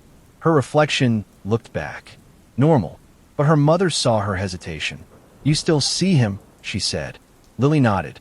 "He's not in the mirror anymore. But something else is." Her mother didn't dismiss it. She didn't say it was stress, or sleep deprivation, or imagination. She just nodded and gently pulled Lily into a hug. "We'll get through this," she whispered. "We'll find help." Later that day, they packed every mirror in the house into boxes, covered the windows, even the TV screen. But it didn't matter, because the night didn't need mirrors. That evening, Lily sat in bed, a flashlight in her lap and her phone switched off. She avoided all glass, all screens. Then, a voice, soft, near her ear, not the man's, not even the fake Lily's. This one was younger, a child's voice. "You're in here with us now," it said. Lily sat up, heart thudding. Who said that? No answer. She turned slowly and saw the closet door open a crack. She hadn't touched it. She grabbed her flashlight and crept toward it. The beam caught something on the inside of the door, a handprint, small and perfectly formed, as though left in breath. It was written in condensation, but the room was dry, and below the handprint a single word. Soon, Lily stared at the closet door, the foggy child's handprint slowly fading from view. But that word, soon, seared into her memory like a brand. She backed away, flashlight trembling in her grip. Her phone buzzed on the nightstand. She hadn't turned it back on. Cautiously, she picked it up. The screen remained black, but a vibration hummed through it, steady and pulsing like a heartbeat. She pressed the power button. The screen flickered to life. A message waited. No number. No sender. Just one word. Behind. She dropped the phone and spun around, but nothing was there. Her heart threatened to leap from her chest. Her mother rushed in moments later, holding her own phone. "I got a message too," she said, breathless. "Lily, it was from your number." Lily took her phone again, hands shaking. There were no outgoing messages. No history, as if she hadn't sent anything. But her mother's screen glowed with a text from Lily's contact. It read, "Let us out." The flashlight flickered. The closet creaked open just an inch more. They both stepped back. From the shadows inside, a tiny face peered out. Pale, hollow-eyed. Then another, and another. Children. So many children. Their faces barely human. Mouths stitched at the corners. Glassy eyes glimmering in the dark. One stepped out, barefoot, clothes tattered and soaked. Its arms ended in shattered glass stumps. "You brought him," it whispered. "We were here before the man, but now we serve." Lily gasped. "What are you?" "Reflections. Forgotten. Broken pieces. Lost selves." You cracked the veil. You showed him where to look. Behind them, every mirror in the house began to rattle, and the window, covered in thick curtains, began to pulse with light. Not daylight, a silver glow, and a shape slowly forming behind it. The man was returning, but he was not alone. The curtain rippled as if something immense pressed against it from the other side, something breathing. The glass of the window began to fog and distort, not from moisture, but from the pressure of presence. Lily grabbed her mother's hand. "We have to go. Now." But her mother didn't move. She stared toward the closet. The children were still watching, silent, unmoving, as though waiting for permission. "They're not going to hurt us," Lily whispered. "They're trapped, like we were. Like I was." Her mother's voice cracked. "Trapped where?" Lily turned to the window. "Where he comes from." The man's silhouette sharpened behind the curtain. Broad shoulders. No face. Just darkness beneath a wide-brimmed hat. Then the whispering began. Not out loud, but in them. It's open now. Come back with me. Just turn around. Lily squeezed her eyes shut. No, no more games. She looked at the children. Is there a way to send him back? One step forward. The glass-armed child, its voice like frost on bone. Only if you shut the mirror that started it. The window, her mother whispered. Lily nodded. He came through the window. That first night. That's how he watched me. A low groan shook the house. The light behind the curtain turned from silver to deep crimson. The man was growing impatient. Lily turned to the window and slowly pulled back the curtain, just an inch. There he was, inches from the glass, eyes still hidden beneath shadow, a grin like polished bones stretching across his too wide face. He raised one hand and pointed, not at her, at the closet. The portal hadn't opened in the window. That was just the invitation. The true breach had been when Lily returned, when she crawled out of the mirror and into herself again. Behind her, the closet was now pulsing with light. A doorway, a wound. The man wasn't trying to get in. He was trying to pull them all back. The light from the closet stretched across the room like spilled blood made of stars. It wasn't natural. It bent the shadows around it, sucked the warmth from the walls. The man outside the window smiled wider. His teeth, too many, too sharp, pressed against the glass without touching it. His breath fogged the pain from the outside in. Lily backed toward the closet, eyes wide, heart pounding. The ghost children didn't move. They stood like statues, watching her with something like sorrow in their cracked expressions. Her mother whispered, "If the closet's the breach, then maybe we can close it." "But how?" Lily asked. "We don't even know what he is." The glass-armed child stepped forward. He's a collector, a keeper of selves. Every face he watches, he takes a little, until there's nothing left but the watching. The closet pulsed. A wind began to rise from it, cold and ancient, like it had blown through 1,000 empty mirrors. Lily looked around the room. Every taped-over mirror, every dark screen, trembled with invisible pressure. "Then we give it back," she said suddenly. "The piece he took from me. I still feel it like a hole in my head. If I take it back, maybe he can't hold the others anymore." The children nodded slowly. One whispered, "Then you must go in. Alone." Her mother grabbed her arm. "Absolutely not." Lily turned to her, shaking but resolute. "Mom, if we don't stop him, he'll keep coming. For me, for you, for anyone who looks into a mirror too long." Her mother opened her mouth to argue, but then stopped. The man's fingers began to tap on the window now. Slow, rhythmic. Lily stepped toward the closet. The air grew colder with every step. The children parted, creating a narrow path. The inside of the closet was no longer dark. It was deep, a tunnel of warped glass, spinning with reflections of her past, her face from every angle, her fear. She took one breath and stepped in. The light swallowed her. Lily fell, not down, but inward. Her body didn't feel like flesh anymore, but like a thought stretched thin across an infinite pane of glass. Her breath echoed in unnatural patterns.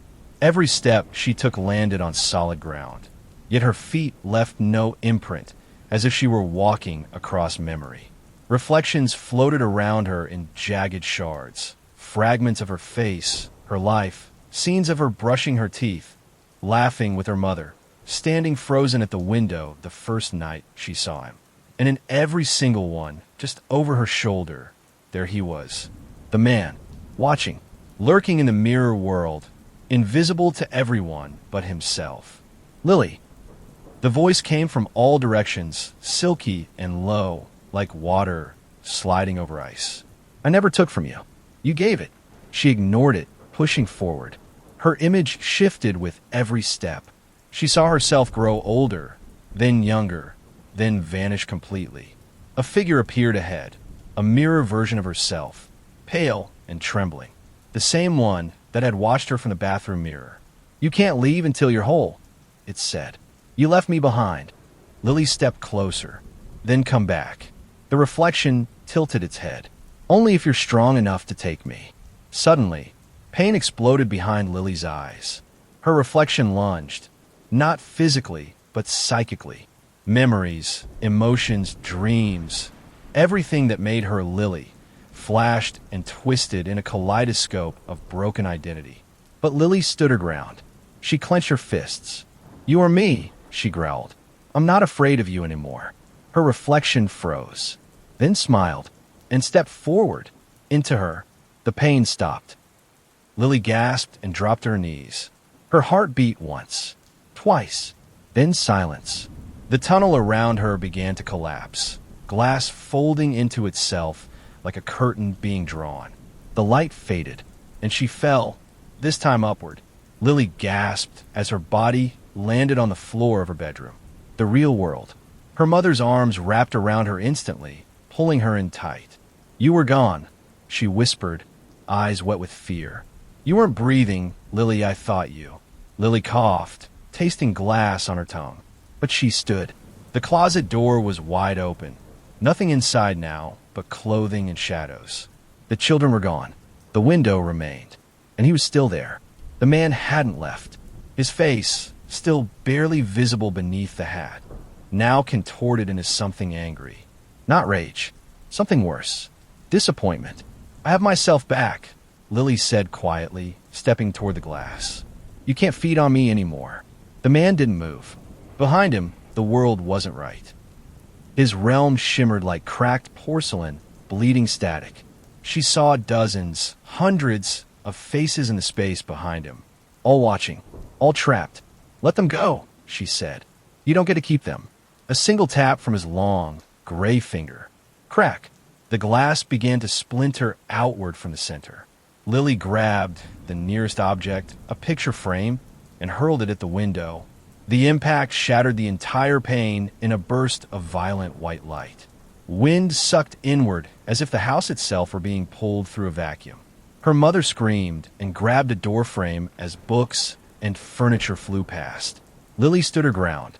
The man's form began to distort, sucked backward into the now-breaking mirror realm behind him. He raised his hand, not in threat, but in invitation. One last time, but Lily simply said, "No," and threw a shard of glass into the void. It struck his face. He screamed, not aloud, everywhere, in her head, in the walls, in the air itself. And then he was gone. The wind stopped. The silence was complete, and the window was nothing more than an empty frame. "Are you okay?" her mother asked gently, brushing Lily's hair back. Lily nodded. "I feel whole." For the first time since he came. They had spent the rest of the night sweeping up glass and boarding the shattered window. The closet was just a closet again. No shadows whispered from it. No reflections moved without permission. Downstairs, they found photographs that had warped overnight. In one, Lily's face was blurred, stretched toward the edge of the frame like it had tried to leave. The others they burned. Later, Lily went outside to look up at the house from the lawn. The window, her window, was dark, still empty. She squinted. For a moment, she thought she saw something just inside. Movement, maybe. She snapped. 1, 2, 3 taps. And silence again. She didn't turn back. She walked into the sunlight and didn't look in another mirror for a very long time. The end.